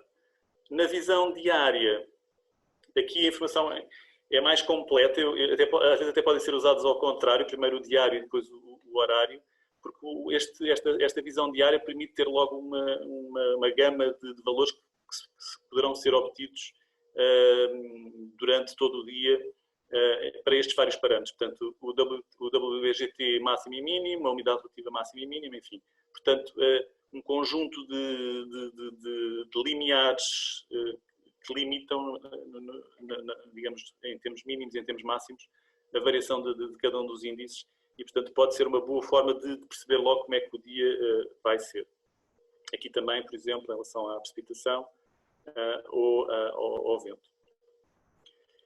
Portanto, estes dois primeiros correspondem a séries temporais, nós chamamos de meteogramas, mas são séries temporais com a previsão de parâmetros meteorológicos, e depois há aqui um conjunto a seguir de produtos específicos, portanto, produtos mais orientados exatamente para o desempenho dos atletas, em termos, neste caso, do conforto térmico, e depois já vamos ver também a questão das probabilidades. Em termos de conforto térmico, temos este índice, que é o índice WBGT, que é um índice muito utilizado para competições e, portanto, na área da desportiva, em termos do conforto. Vemos que em Sapporo, claramente, agora temos valores relativamente baixos, mas eu agora vou mudar aqui também para outro local, portanto, vou ver aqui a canoagem, só para ver, por exemplo, eu vou mudar para outro local e vou aqui ao conforto térmico e vemos, por exemplo, que em Tóquio já não é bem a mesma coisa, portanto, descemos para sul e digamos que o conforto, embora esteja ainda abaixo deste limiar amarelo, digamos que já estamos com valores um pouco acima dos que tínhamos, por exemplo, em Sapporo. E, portanto, aqui as escalas que existem são as escalas já aceitas para este índice e, portanto, permite ver a evolução, né, ao longo dos primeiros dias, né, portanto, para os primeiros dias de previsão. Também há um outro índice, que é o índice do TCI, que é um índice que o IPMA já utilizava, o WBGT foi desenvolvido esta representação exatamente para este site. O TCI é um índice que já utilizávamos em Portugal anteriormente e, portanto, também é colocado para consulta e em que, basicamente, a representação é um bocadinho diferente, em vez de ter barras horizontais, tem barras verticais, mas permite também ter uma evolução ao longo dos dias em termos de conforto térmico. Caminhando agora para o fim da minha apresentação, só fazer referência a este mapa, estes gráficos relacionados com as probabilidades. A probabilidade de ocorrência, portanto, mais uma vez, é uma informação probabilística. Aplica-se a parâmetros como a precipitação total em 3 horas, a umidade relativa a 2 metros, vento e rajada, vento médio e rajada, e também aqui a visibilidade. Eu vou-me focar aqui só brevemente na questão da umidade. Já foi falado hoje exatamente a questão dos limiares e que nós fomos aprendendo exatamente quais eram os limiares problemáticos, os 75, os 80, os 85, os 90%, e portanto foi colocado exatamente, estes limiares foram colocados aqui de uma forma bastante clara e para ter uma noção, neste caso temos uma previsão a cerca de 6 dias, de qual é a probabilidade daqueles valores serem atingidos. E portanto a leitura é exatamente no eixo vertical, da probabilidade daquele valor, daquela gama de valores, neste caso, ser verificada, e portanto vê-se, por exemplo, esta barra aqui a roxo, para este dia aqui, entre o domingo 21 e a segunda 22, que temos uma probabilidade de 100% da umidade relativa ser superior a 90%. E portanto, durante a noite e depois durante o dia, vê-se claramente aqui um ciclo diurno também, claramente aqui já as umidades inferiores, e por exemplo vemos neste dia, aqui no sábado, durante o dia, que a umidade relativa será inferior a 75% no pico do dia. E, portanto, obviamente que isto depois poderá ser combinado com a previsão de temperatura, que tem um grau de acerto maior do que a umidade relativa, que tem um grau de acerto menor, tem mais incerteza, e portanto, esta probabilidade é muito importante para poder antecipar exatamente qual vai ser a combinação eventual de temperatura e umidade. E finalizando, só mostrar a previsão alargada. Portanto, esta previsão que eu há pouco já referi, que nós podemos ter até 2 semanas em termos de temperatura e precipitação. Portanto, temos 2 gráficos. Portanto, o mapa de cima para a primeira semana. A previsão foi disponibilizada exatamente hoje, portanto é a próxima semana, de segunda até domingo, e depois para a semana seguinte até ao início de julho, do início de julho. Portanto, a temperatura, a precipitação e depois uma anomalia também em relação à temperatura do ar a 2 metros e à precipitação, mas ao mês, ou seja, não só para o mês atual, portanto, o mês de junho de 2020, como para julho e agosto. Neste caso, é possível ver que há uma anomalia positiva nesta previsão. Eu também chamo aqui a atenção que estas previsões de prazos mais alargados têm incertezas maiores, devem ser vistas sempre como reservas, mas chamo também a atenção que esta é uma previsão atualmente disponível com base em 6 modelos globais, portanto, digamos que cada vez que há um sinal, quer dizer que todos eles de alguma forma estão a contribuir para esse sinal e, portanto, dá-nos aqui algum aumento de confiança, mas, apesar de tudo, são previsões alargadas, portanto, a prazos bastante longos e que têm que ser vistas sempre com algumas reservas. No entanto, a ideia que dá, por exemplo, para julho e para agosto de 2020 é que teremos para a zona de Tóquio uma anomalia positiva, até cerca de 1 grau, acima do valor normal. Ou seja, aquele conceito de anomalia que eu referi há pouco, quando estava a falar do clima, ele pode ser aplicado também exatamente à previsão e é neste sentido que nós temos que ver. Ou seja, estamos aqui a ver outra vez o mês inteiro, volto a esse conceito, não sabemos como é que pode, a esta distância, haver uma variação da temperatura, por exemplo, dentro do mês, mas no seu todo haver uma anomalia positiva, portanto, da temperatura. É essa a previsão que nós temos neste momento para julho e para agosto para a zona de Tóquio. E pronto, e antes de terminar, só dar conta que existe também aqui, está acessível através do website, um guia interpretativo, onde estes produtos todos estão detalhados, a forma de aceder, como é que eles estão organizados, portanto uma informação um bocadinho mais estruturada e que em relação a esta versão, obviamente, depois pode haver alterações, estou certo que haverão alterações, obviamente em função depois da utilização este ano, portanto que nós esperemos que seja possível fazer de alguma forma para exatamente poder fazer algum tipo de evolução em relação à situação que existe neste momento. E com isto termino e agradeço a vossa atenção. Muito obrigado, Nuno, pela excelente apresentação de um excelente produto que continua, como dizia, em melhoria. Digamos que agora os feedbacks também recolhemos das federações, vamos analisá-los à lupa e vamos tentar construir uma ferramenta tão forte quanto possível, tão poderosa quanto possível. Ela já é neste momento muito poderosa e eu considero até um passo em frente naquilo que é os instrumentos, ou aquilo que são os instrumentos ao dispor da comunidade desportiva portuguesa, no fundo, para a preparação para eventos desportivos com este tipo de características e neste caso, reiterar também o agradecimento muito grande ao Instituto Português do Mar e da Atmosfera por todo o trabalho absolutamente fantástico e agradecer a contínua participação, o contínuo interesse, no fundo, o comprometimento com esta matéria e sempre, como também já tiveram a oportunidade de ver, com a perspectiva de melhorar esta ferramenta, de melhorar o produto. Mais uma vez, um grande agradecimento ao Nuno Miguel Moreira. Vou agora passar para o próximo convidado do dia de hoje, o professor Amândio Santos, é um professor da Universidade de Coimbra e que tem trabalhado desde há muito tempo nesta área. Ultimamente, nos últimos anos, tem feito um conjunto de estudos muito próximo dos atletas relativamente a esta matéria, inclusivamente com a possibilidade de poder realizar a aclimatação em condições simuladas, e tem trabalhado também com vários atletas de várias modalidades, de vários países, ultimamente também com a Federação Portuguesa de Atletismo, onde tem desenvolvido um trabalho excelente. E, Amândio, tivemos ali uma experiência muito interessante em Doha, que foi, eu diria, quase uma lição para todo o mundo relativamente a esta matéria.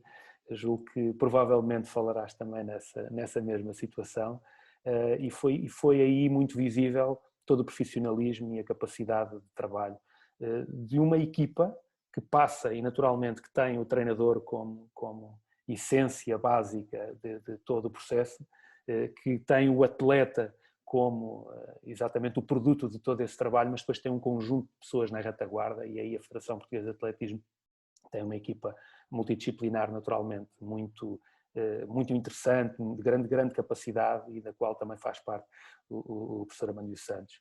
E nesse sentido agradeço muito poder contar aqui com a sua participação, e passo então a palavra. Muito obrigado.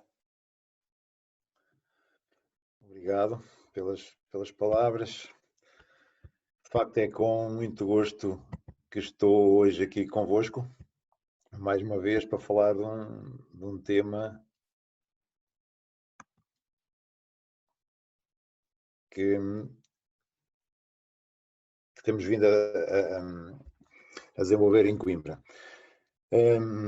Não queria deixar de iniciar, portanto, esta apresentação sem, obviamente, também dar os parabéns na pessoa do Nuno Moreira pelo trabalho do Ipman. Acho que fica aqui um bom exemplo daquilo que se deve fazer e daquilo que, no meu entender, devia ser feito com outras áreas de conhecimento, de criar instrumentos para o desporto de alta competição.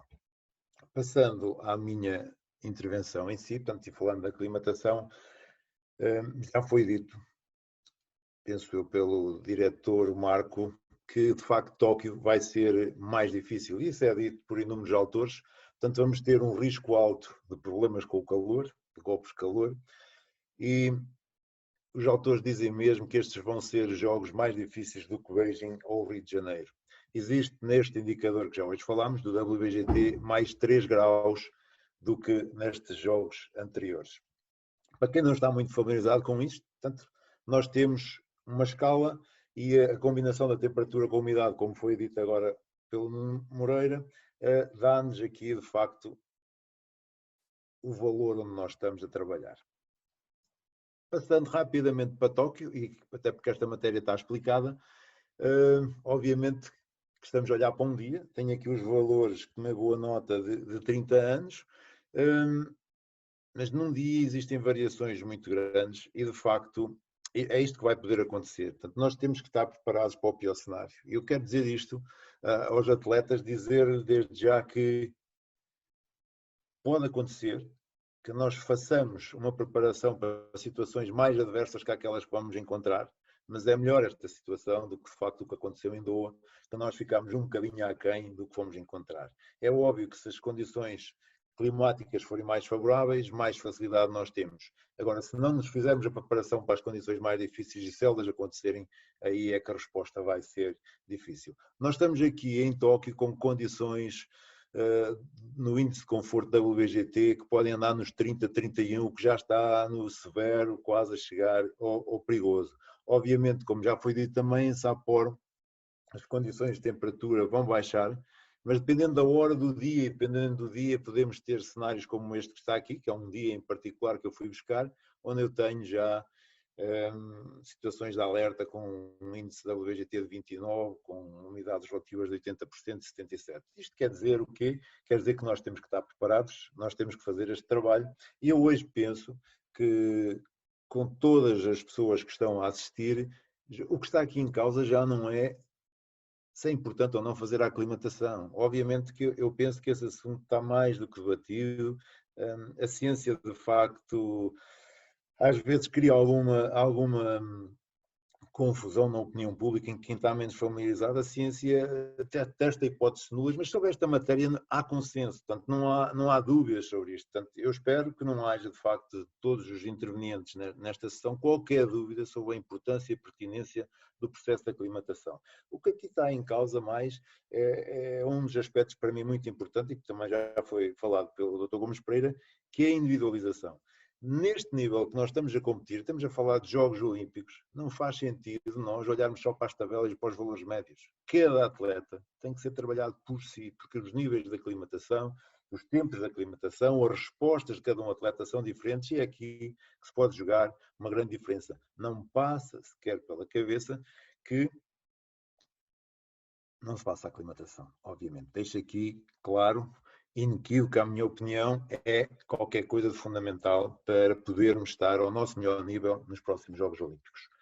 Nós sabemos, este é conhecimento geral, eu peço desculpa ao Dr. Gomes Pereira, de facto, por trazer estes conhecimentos muito básicos, mas são conhecimentos que nos permitem, se calhar, não rejeitar tanto este trabalho da aclimatação. E só para dizer o seguinte, porque é que a umidade relativa alta cria uma confusão tão grande no nosso organismo e altera tanto o processo metabólico de todo o organismo? Porque se vocês repararem, aqui numa situação de repouso, o nosso organismo perde o calor pela radiação, 60% são pela radiação e 20% são evaporação. Mas se estivermos em exercício, 80% da nossa perda de calor vai pela evaporação. Agora imaginem que eu tenho 100% de umidade relativa. Acabou a evaporação. Eu perco 80% da capacidade de perder calor.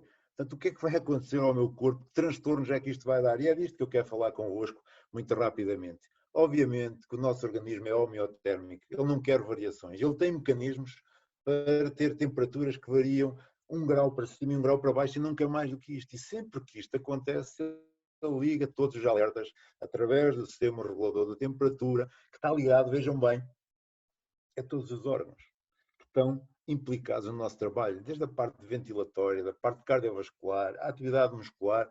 Portanto, toda a nossa performance vai ficar condicionado. Se esta resposta às situações adversas, temperatura, umidade, pressão, etc., não forem trabalhados, a nossa prestação está completamente comprometida. O que nós sabemos claramente é que quando há um processo de aclimatação, a temperatura não sobe tanto. Inevitavelmente ela sobe. A Ana Cabecinha disse que a meio da prova a temperatura subiu. É óbvio que subiu, mas não subiu tanto como teria subido se não tivesse feito a aclimatação. A frequência cardíaca sobe, mas sobe muito menos para quem faz a aclimatação, que é vermelho, do que para quem não faz a aclimatação. O ácido lático produz muito menos para quem faz a aclimatação, agora aqui azul, do que para quem não faz a aclimatação. Consequentemente, se eu utilizo mais a via glicolítica, as reservas de glicogênio ficam muito mais baixas para quem não fez a aclimatação do que para quem fez a aclimatação. O que nos pode impedir de discutir uma prova na parte final, onde eu preciso de um manancial de energia mais elevado, e se não a tiver, se a gastei durante o percurso, durante a prova, já não vou ter essa capacidade de reagir, de atacar, de chegar ao fim.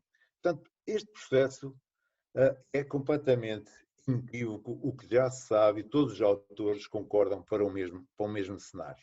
Portanto, resumindo, vocês veem claramente que há um abaixamento da frequência cardíaca, há um controle da temperatura da pele e um controle da temperatura central. Já não há um disparo da temperatura, há um abaixamento da perda de volume plasmático. Portanto, nós não perdemos tanto volume plasmático à medida que vamos fazendo os processos de aclimatação. A taxa de sudação vai aumentando para nos permitir perder calor mesmo nestas situações adversas. E aqui a preta, esta linha preta que vocês veem com certeza, é o aumento da nossa capacidade de produzir trabalho, o aumento da capacidade de mantermos a velocidade, o aumento da capacidade de mantermos a potência para termos, de facto, aqueles resultados que tanto nós ansiamos.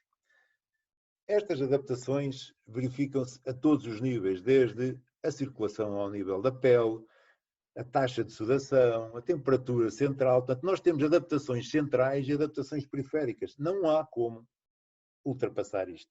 A taxa de perda de sódio no suor é muito mais baixa depois da aclimatação. Portanto, todo este processo leva a que o atleta esteja muito mais à vontade e consiga fazer a sua performance perdendo muito menos tempo e muito menos resultados. Vejam aqui aqueles atletas que estão presentes e que são de modalidades explosivas, lançadores, saltadores. Vejam um processo de aclimatação, neste caso muito curioso, este estudo, que é um estudo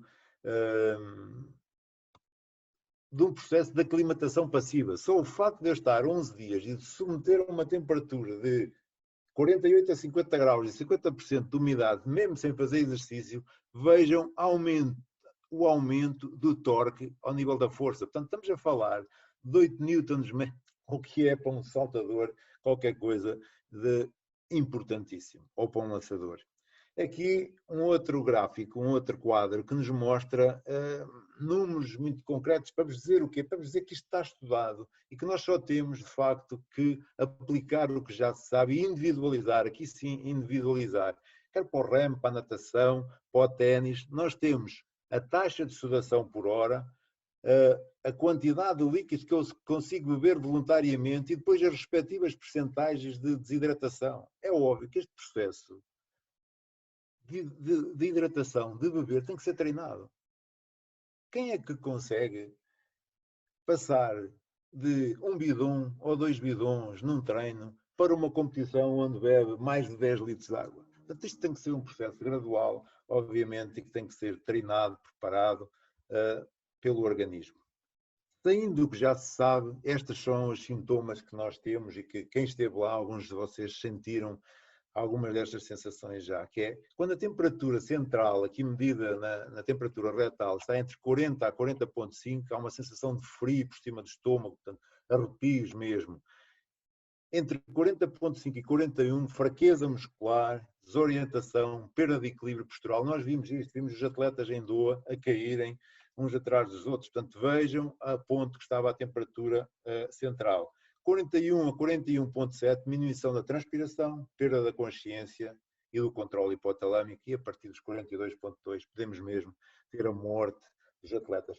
Portanto, nós temos, de facto, aqui um problema sério que não podemos escamotear, não podemos esquecer e tem que ser integrado obrigatoriamente nas preparações dos nossos atletas. O que é que se sabe sobre as metodologias para ultrapassar este problema? Existem vários métodos de aclimatação. Aclimatação dentro da câmara, aclimatização, portanto, no local, na rua. O curto, 5 dias. Há aqui um estudo, eu chamo particular atenção para os ciclistas.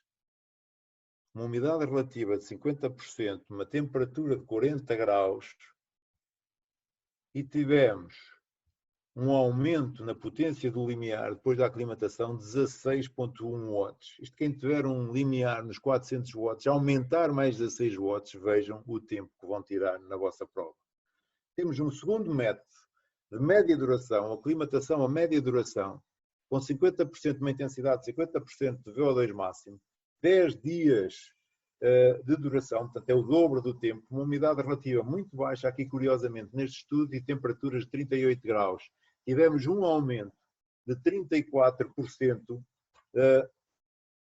dos watts no contrarrelógio. Isto significa o quê? Significa que este indivíduo fez o contrarrelógio antes do processo de aclimatação e depois do processo de aclimatação e ele conseguiu ter uma média de watts superior de 34 watts com desvio padrão de 14, o que é qualquer coisa de enorme no ciclismo. É uma enormidade, um aumento destes.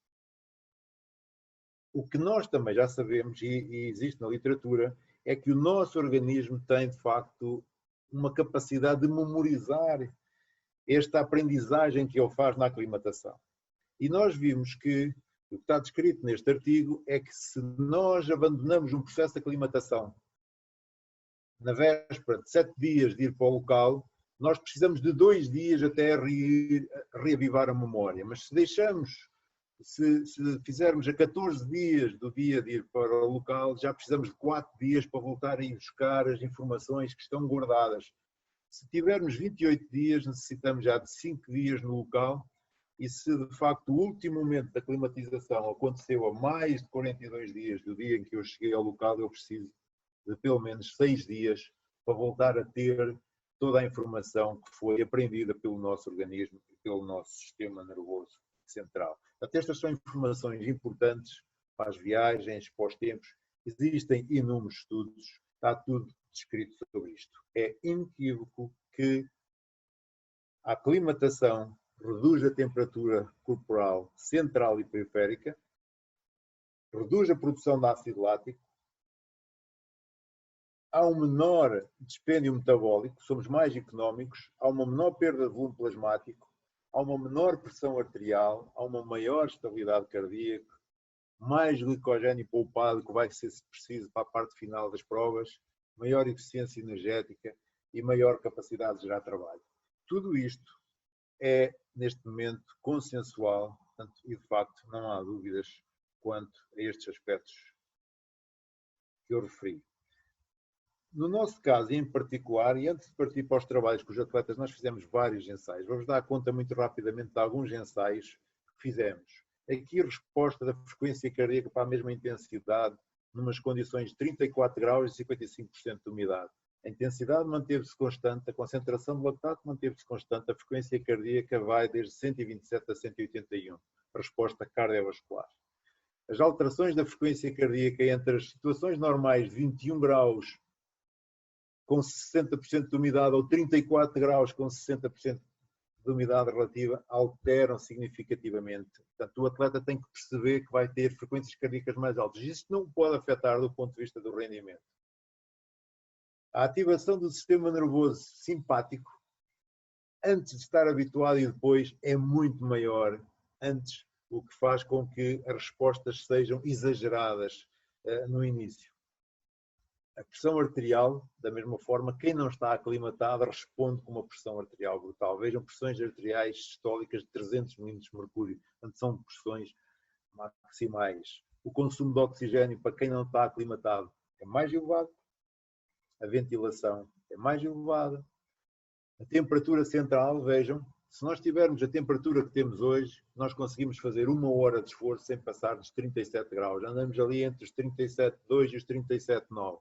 Quando colocamos 34 graus e 55% de umidade, tivemos temperaturas de 39, 39,1, 38,9 e estão aqui apenas 10 atletas, houve 7 atletas que não conseguiram sequer aguentar o ensaio e saíram com tremores de dentro da câmara térmica. Portanto, tinham temperaturas seguramente superior, temperaturas centrais seguramente superior a 39 graus.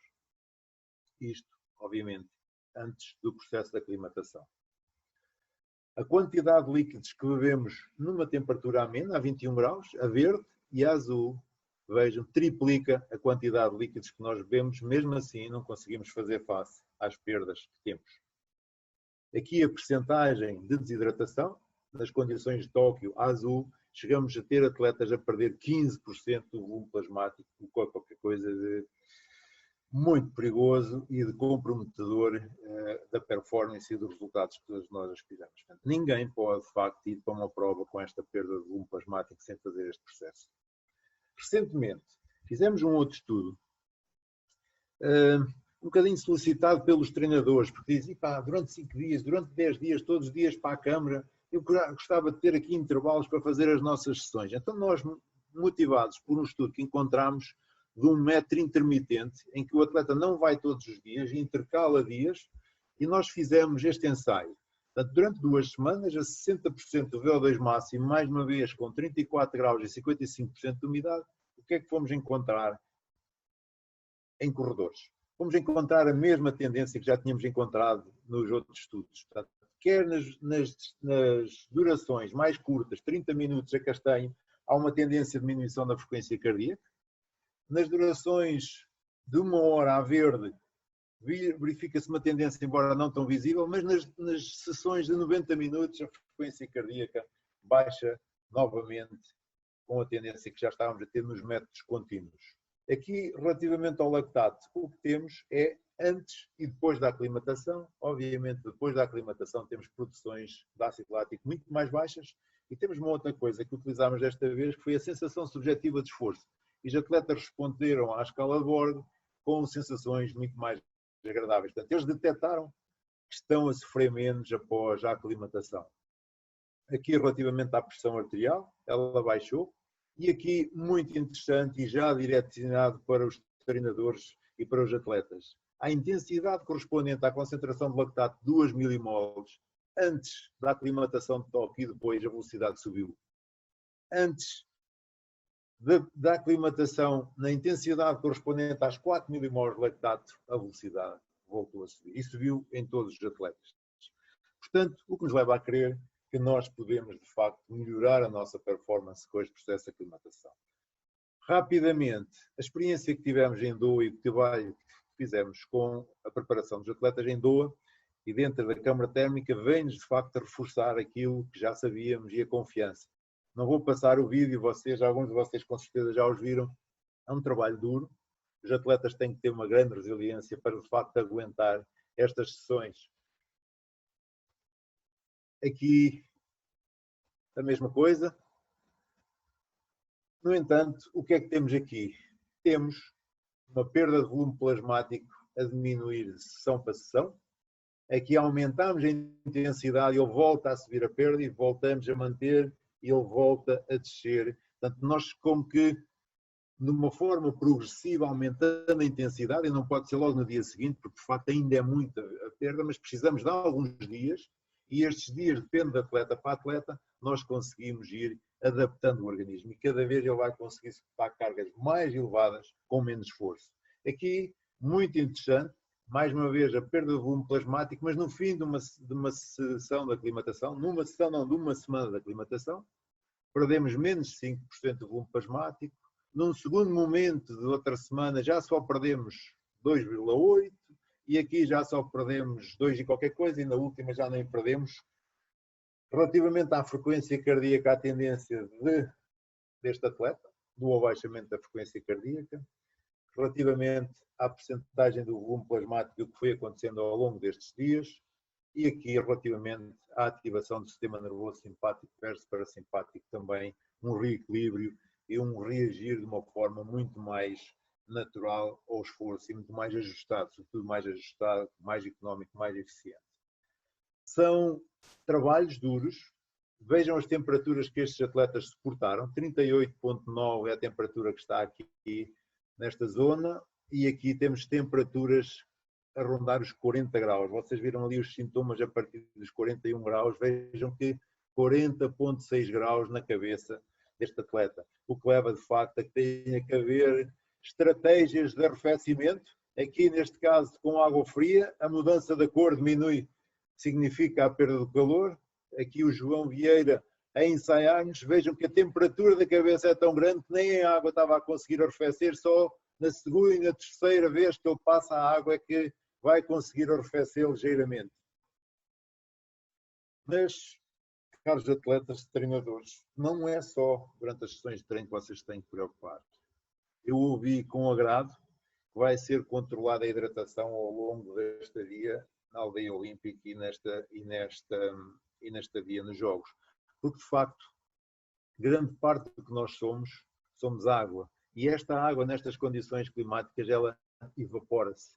Claramente ela evapora-se rapidamente e nós não estamos habituados a beber e a compensar à taxa que estamos a perder. Vejam a percentagem que os músculos têm. Portanto, se nós no global do corpo temos entre 60% a 65%, na parte muscular ainda temos uma maior percentagem de água. Portanto, não tendo um músculo hidratado, estamos instantaneamente a diminuir a nossa performance. Aqui está o exemplo da hidratação controlada ao longo dos dias e aqui está, de facto, a amarelo. Já que a Ana falou disto, eu vou dizer, este é o caso da Ana Cabecinha. Não estávamos a conseguir levá-la para níveis de hidratação, mas no último dia tivemos que nos resguardar, menos tempo na rua, mais cuidado na hidratação e, de facto, ela foi para a prova completamente hidratada.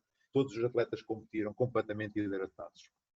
Aqui fizemos uma monitorização do que aconteceu com a umidade relativa de noite, a partir da meia-noite, com a velocidade da prova e com os índices de conforto térmico. E vejam aqui claramente que quando a Salomé Rocha sentiu o calor, a umidade relativa a aumentar para valores acima de 85%, como ela disse, e inevitavelmente a velocidade a descer. Nós não tínhamos preparado estes valores, nós não tínhamos chegado a valores de umidade tão elevados. A umidade relativa baixa e a velocidade retoma ligeiramente com os valores normais. Não se esqueçam desta tabela. A partir de 28 temos um aviso severo.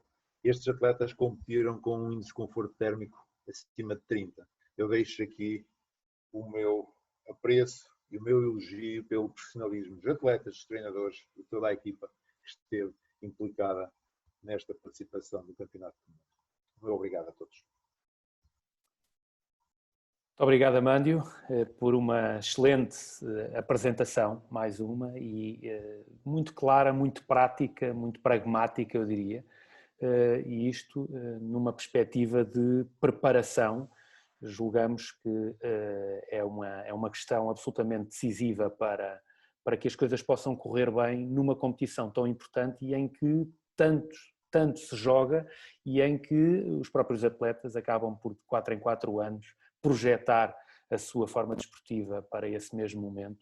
E, naturalmente, não sabemos aquilo que nos espera em Tóquio no verão de 2021, no entanto.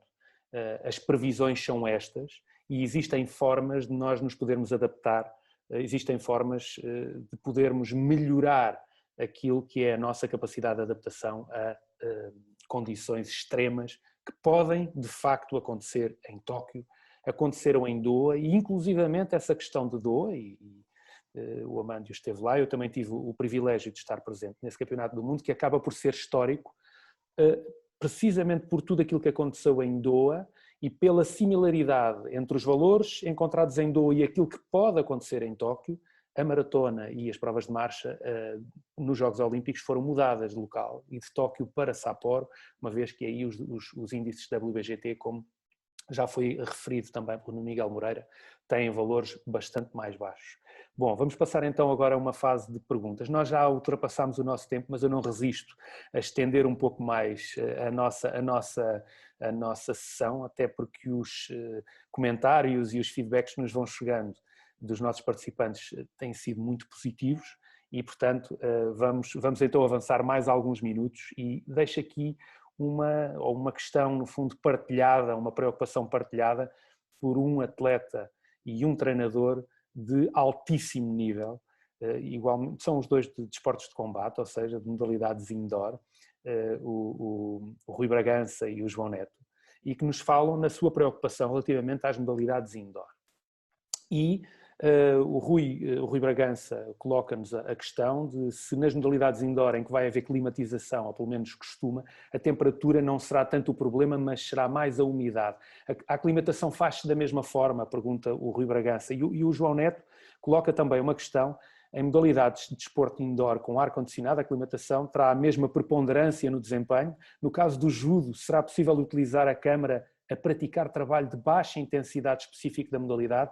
São as questões que são colocadas, no fundo são paralelas, têm que ver com o mesmo tema, e no fundo eu colocaria aqui uma questão também adicional: de que forma é que deverá ser feita esta gestão, e aqui a hidratação certamente que terá um papel fundamental, a gestão dos atletas de modalidades indoor durante um período alargado que os atletas vão ter que estar, quer nos estágios pré-olímpicos, quer durante os Jogos Olímpicos, e que influência pode ter este tipo de trabalho, este tipo de, no fundo, esta aclimatação será diferente ou não, e se for diferente, de que forma é que a devemos encarar no sentido de os atletas estarem preparados para ambientes competitivos e de treino controlados, mas depois ambientes fora do seu treino e fora da competição extremos.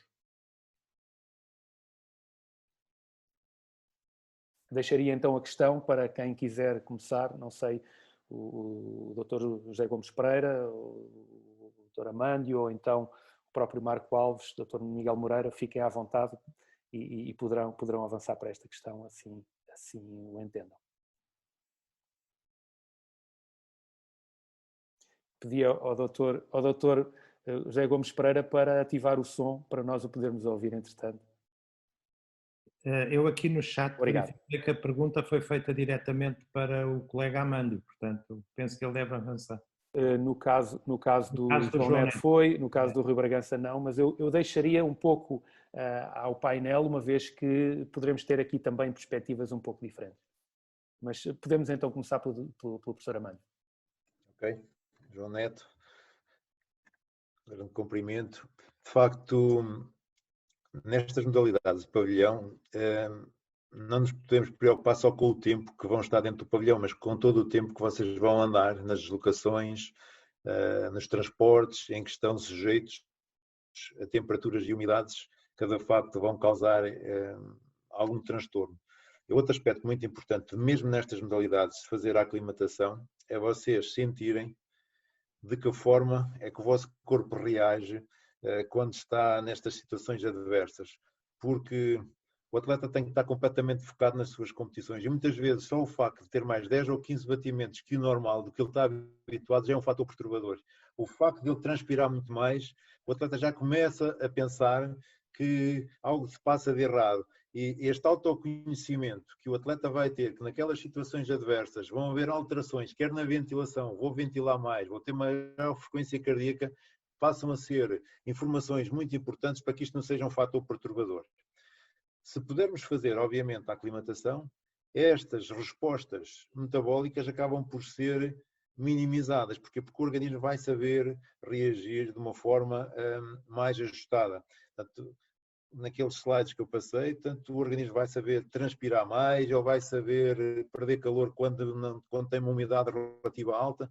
Portanto, não se perde nada. O problema aqui é a operacionalização de todos estes aspectos. Obviamente existe aí apenas uma câmara térmica. Agora, eu acho que é perfeitamente possível fazer algumas sessões e perceber de que forma é que os atletas se comportam naquelas condições, quer em termos de frequência cardíaca, quer em termos de sensação de fadiga, e sentir qual é o impacto que isto tem, mesmo no dia seguinte, porque as recuperações são mais demoradas, a agressão da carga de treino é maior, mesmo que as sessões de treino. E isto é um engano para os atletas, que quando eles chegam lá e têm sessões de uma intensidade de 50% e 60%, eles acham que o impacto vai ser mínimo.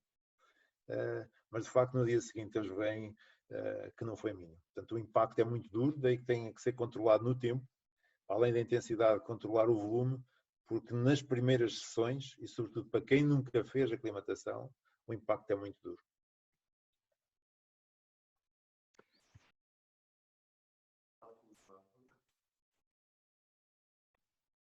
Não tendo falado com o João Neto, mas creio que a pergunta dele vem quando do seu diapositivo relativamente à força, em que efetivamente faz ali uma diferença significativa no torque.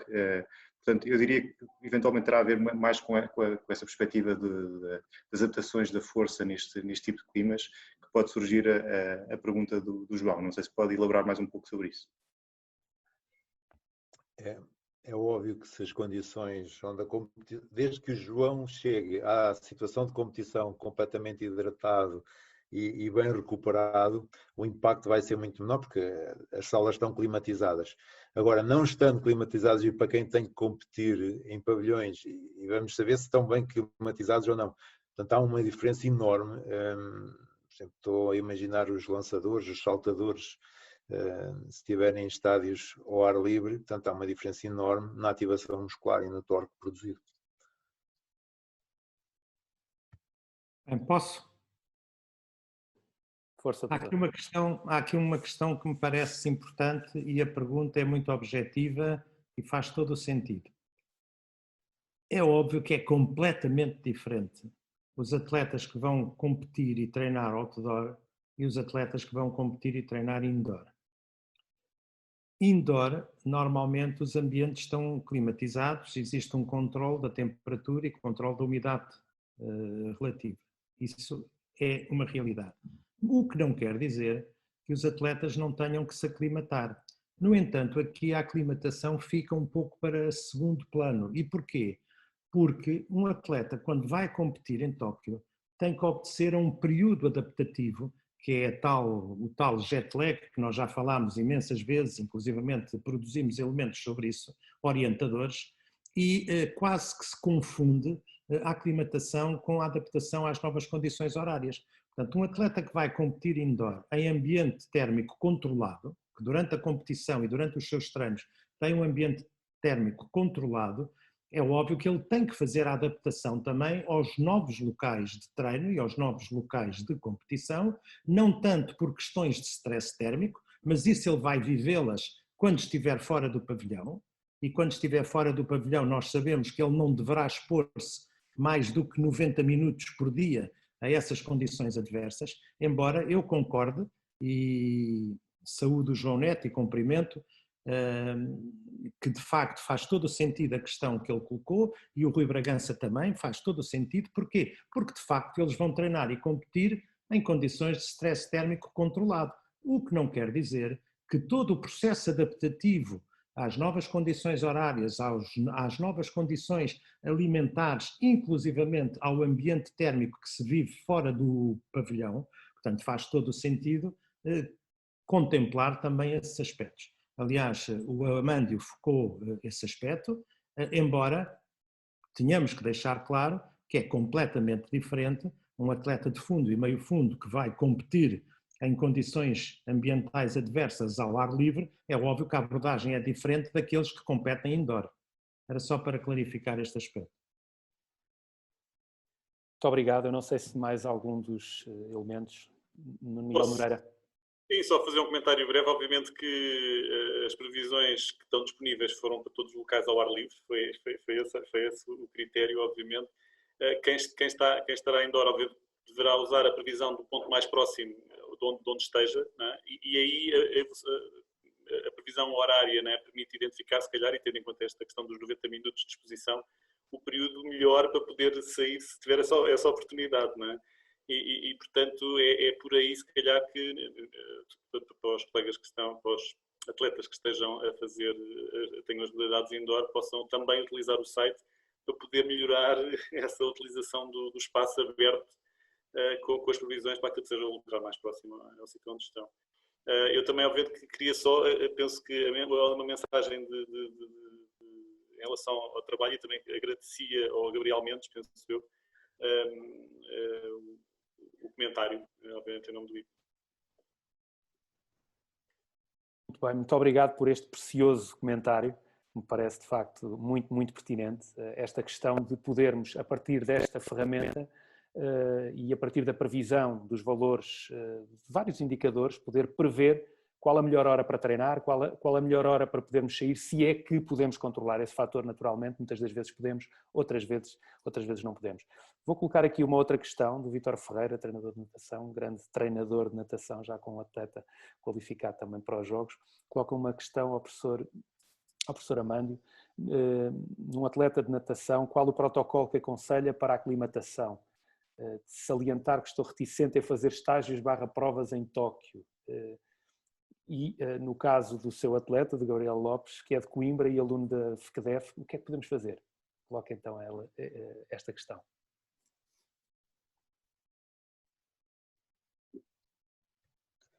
De facto, na água o cenário muda completamente e a perda de calor, tanto não se põe o problema da evaporação, porque a pele está 100% em contacto com a água e há uma transferência por contacto direto, portanto nunca há o perigo de sobreaquecimento. Eu tinha mais alguns dados para mostrar, obviamente o tempo não o permitia, mas tinha alguns dados da natação em que mesmo a temperatura central não sofre alterações comparativamente com as outras provas. Portanto, tinha casos de triatlo, etc., onde nós medimos a temperatura interna no fim de cada uma das provas, e na prova de natação, portanto, os efeitos são muito mais atenuados. Mais uma vez, o que se tem aqui, que acabou o Dr. Gomes Pereira de falar, é ter o cuidado, de facto, no tempo de disposição, na rua, nas viagens, na deslocação, todo o tempo que tem que estar, portanto, tudo isso tem que ser pensado antes da prova. Agora, na prova em si não vai haver grandes problemas. Agora, sendo aluno da FCDEF e estando em Coimbra, obviamente que nós podemos agendar algum trabalho, isso sem dúvida será com muito gosto.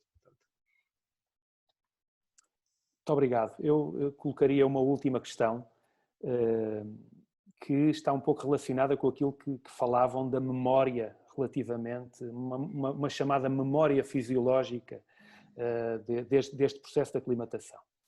E no fundo estamos a passar por um processo que acaba por ter alguma incerteza em termos de planeamento, e os atletas que normalmente até estão habituados a competir e a treinar em situações extremas, em situações parecidas com esta, podem ter que passar por um período desde 2019, não competindo, não treinando em 2020, 2019 até 2021, por um período relativamente alargado, sem poderem experimentar em locais físicos estas mesmas condições de participação, com temperatura, umidade, radiação e tudo mais, similares àquilo ao que pode acontecer em Tóquio.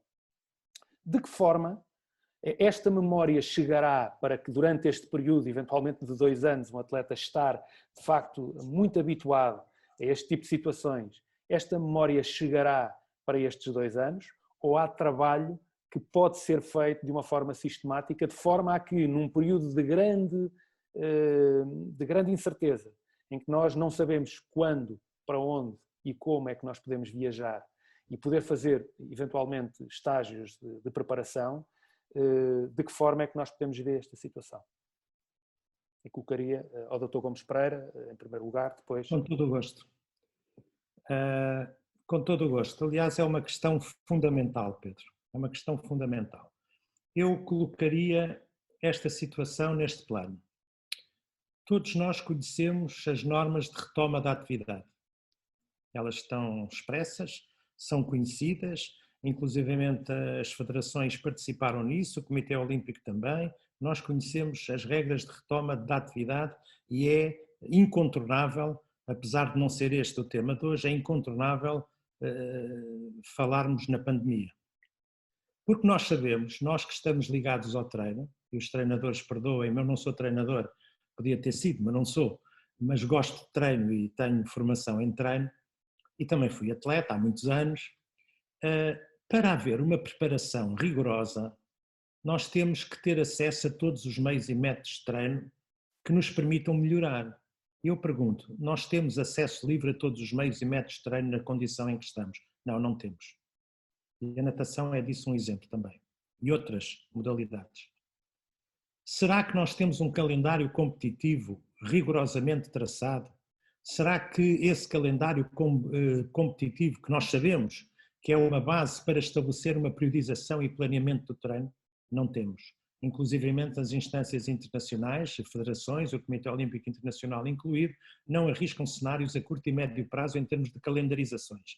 Eu pergunto, como é que é possível planear o treino se não temos calendarizações? E depois há toda uma incerteza. O que é que eu pretendo transmitir? Eu pretendo transmitir que a preparação vai ser a que é possível, nós temos memória, e essa memória fisiológica ou neurofisiológica existe, mas tem limites. Essa memória não é uma memória que nos permita ultrapassar todas as vicissitudes e todas as limitações que se colocam neste momento à preparação. É óbvio que temos que ser criativos, temos que inventar novos métodos e os atletas que mais experiência têm, que mais vezes se adaptaram, que têm maior carga de treino acumulada, são os que têm maior memória e são os que mais facilmente vão conseguir retomar a atividade a bom nível. No entanto, e nós estamos num fórum em que estão presentes profissionais e nós temos que não esconder a realidade. Ou seja, nós vamos ter que ter muita criatividade para conseguir ultrapassar esta fase. E a questão da memória, a memória do treino, é muito importante, mas esgota-se. E quando é que a memória faz sentido? Quando nós falamos em aclimatação, quando nós falamos em jet lag. Aliás, os judocas, que competem muitas vezes em Tóquio, não precisam do mesmo tipo de adaptação horária, porque já viajaram várias vezes para o destino de Tóquio e conseguem adaptar-se mais rapidamente ao jet lag. Portanto, essa memória existe, mas quando é que essa memória se manifesta? Quando há condições de treino. Portanto, se as condições de treino não surgirem, a memória fica, passo o termo, abafada, ou seja, não se manifesta. Não sei se consegui ser claro. Tenho que ligar o som. Peço desculpa. Gostaria de ouvir os restantes elementos do painel, caso queiram colocar as suas questões. Ou, neste caso, responder a esta questão. não havendo mais... Vou dar uma palavra de concordância inteira com o Dr. Gomes Pereira, porque de facto é um tempo, é um delay muito grande. Eu lembro-me que dos atletas portugueses nenhum estava ainda a fazer agora a aclimatação. Nós já estávamos a trabalhar com a seleção francesa o mês de dezembro todo, portanto era um trabalho que estava a ser feito e que foi interrompido. É óbvio que a proximidade do evento e a possibilidade de fazer esse avivar da memória iria trazer, ou irá trazer, vamos ter que arranjar a forma de o fazer, irá trazer benefícios para as prestações dos atletas. Portanto, não há como, eu penso que não há como ultrapassarmos isso. Temos é que criar as condições de segurança, de acordo com as regras que estão estabelecidas para a atividade física, para poder, neste caso concreto dos atletas que vão representar o país, poderem ser submetidos, sobretudo os de longas distâncias que têm, de facto, competir na rua, ser submetidos a este processo. Muito obrigado. Nós vamos ficar por aqui, já ultrapassámos largamente o nosso tempo. Isto costuma-se dizer que o que é bom termina rápido e este foi de facto um fórum mesmo muito interessante e que passou a voar, eu diria. Agradecer muitíssimo, quer a todos os participantes que estiveram desde o início até ao final, e tivemos muitas dezenas de atletas, treinadores, elementos das equipas multidisciplinares, corpo clínico, outros convidados também presentes nesta mesma sessão.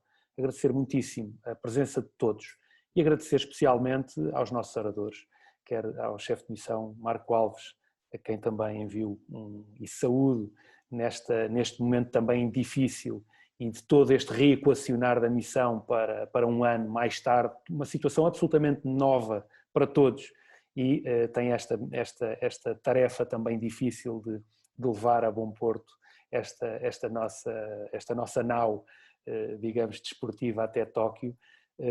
Cumprimentar o Dr. José Gomes Pereira, com quem temos trabalhado muitíssimo também nesta preparação, e esta é uma área também muito específica e toda esta envolvente deste ano tem também muito que ver e tem também uma conotação com a área médica que de facto tem sido uma referência absolutamente incontornável nos tempos que correm. Agradecer a toda a equipa do IPMA e particularmente ao Nuno Miguel Moreira por todo o trabalho desenvolvido mais uma vez e por mais uma vez ter tido a disponibilidade para nos dar todo o seu expertise relativamente a esta área e finalmente ao Mândio Santos por também mais uma vez ter podido partilhar todo o seu conhecimento e experiência numa área muito específica em que tem de facto um conhecimento ao mais alto nível. Agradecer então a todos, até uma próxima oportunidade. Um grande abraço para todos os atletas e treinadores e todos os elementos que estão do lado de lá e que nós infelizmente não podemos ver, fazemos esta sessão também por via virtual. Este afastamento paradoxalmente também nos une, este afastamento permite-nos também desenvolver este tipo de tecnologias e isso tem sido feito. E muito obrigado a todos. Até uma próxima oportunidade. Muito obrigado. Boa tarde a todos. Boa tarde a Muito todos. obrigado. Pedro, se me permites só, e eu naturalmente os teus agradecimentos acho que foram suficientes para todos aqueles que assistiram. Eu queria só destacar duas pessoas que fizeram um esforço para acompanhar esta sessão, que é o José Luís Algarve e o Pere Torrecilhas, porque não obstante isto não ser na língua nativa deles, tiveram sempre presentes connosco. Portanto, naturalmente agradecer também a presença deles e deixar só uma nota, porque tivemos há pouco tempo o Dia de Portugal e grande parte destes atletas que hoje estiveram aqui connosco demonstraram o orgulho que é representar Portugal, que já tiveram essa oportunidade e que naturalmente estão a preparar aquilo que será a nossa representação em Tóquio. Portanto, agradecer a todos eles aquilo que transportam com eles e ficarem cientes que também nós deste lado estamos a trabalhar naquilo que acreditamos ser possível para que Tóquio 20, agora em 21, seja efetivamente um sucesso para as cores nacionais. Muito obrigado a todos mais uma vez. Muito obrigado, Marco. Muito obrigado a todos. Até uma próxima. Muito obrigado. Saudades a todos. Muito obrigado.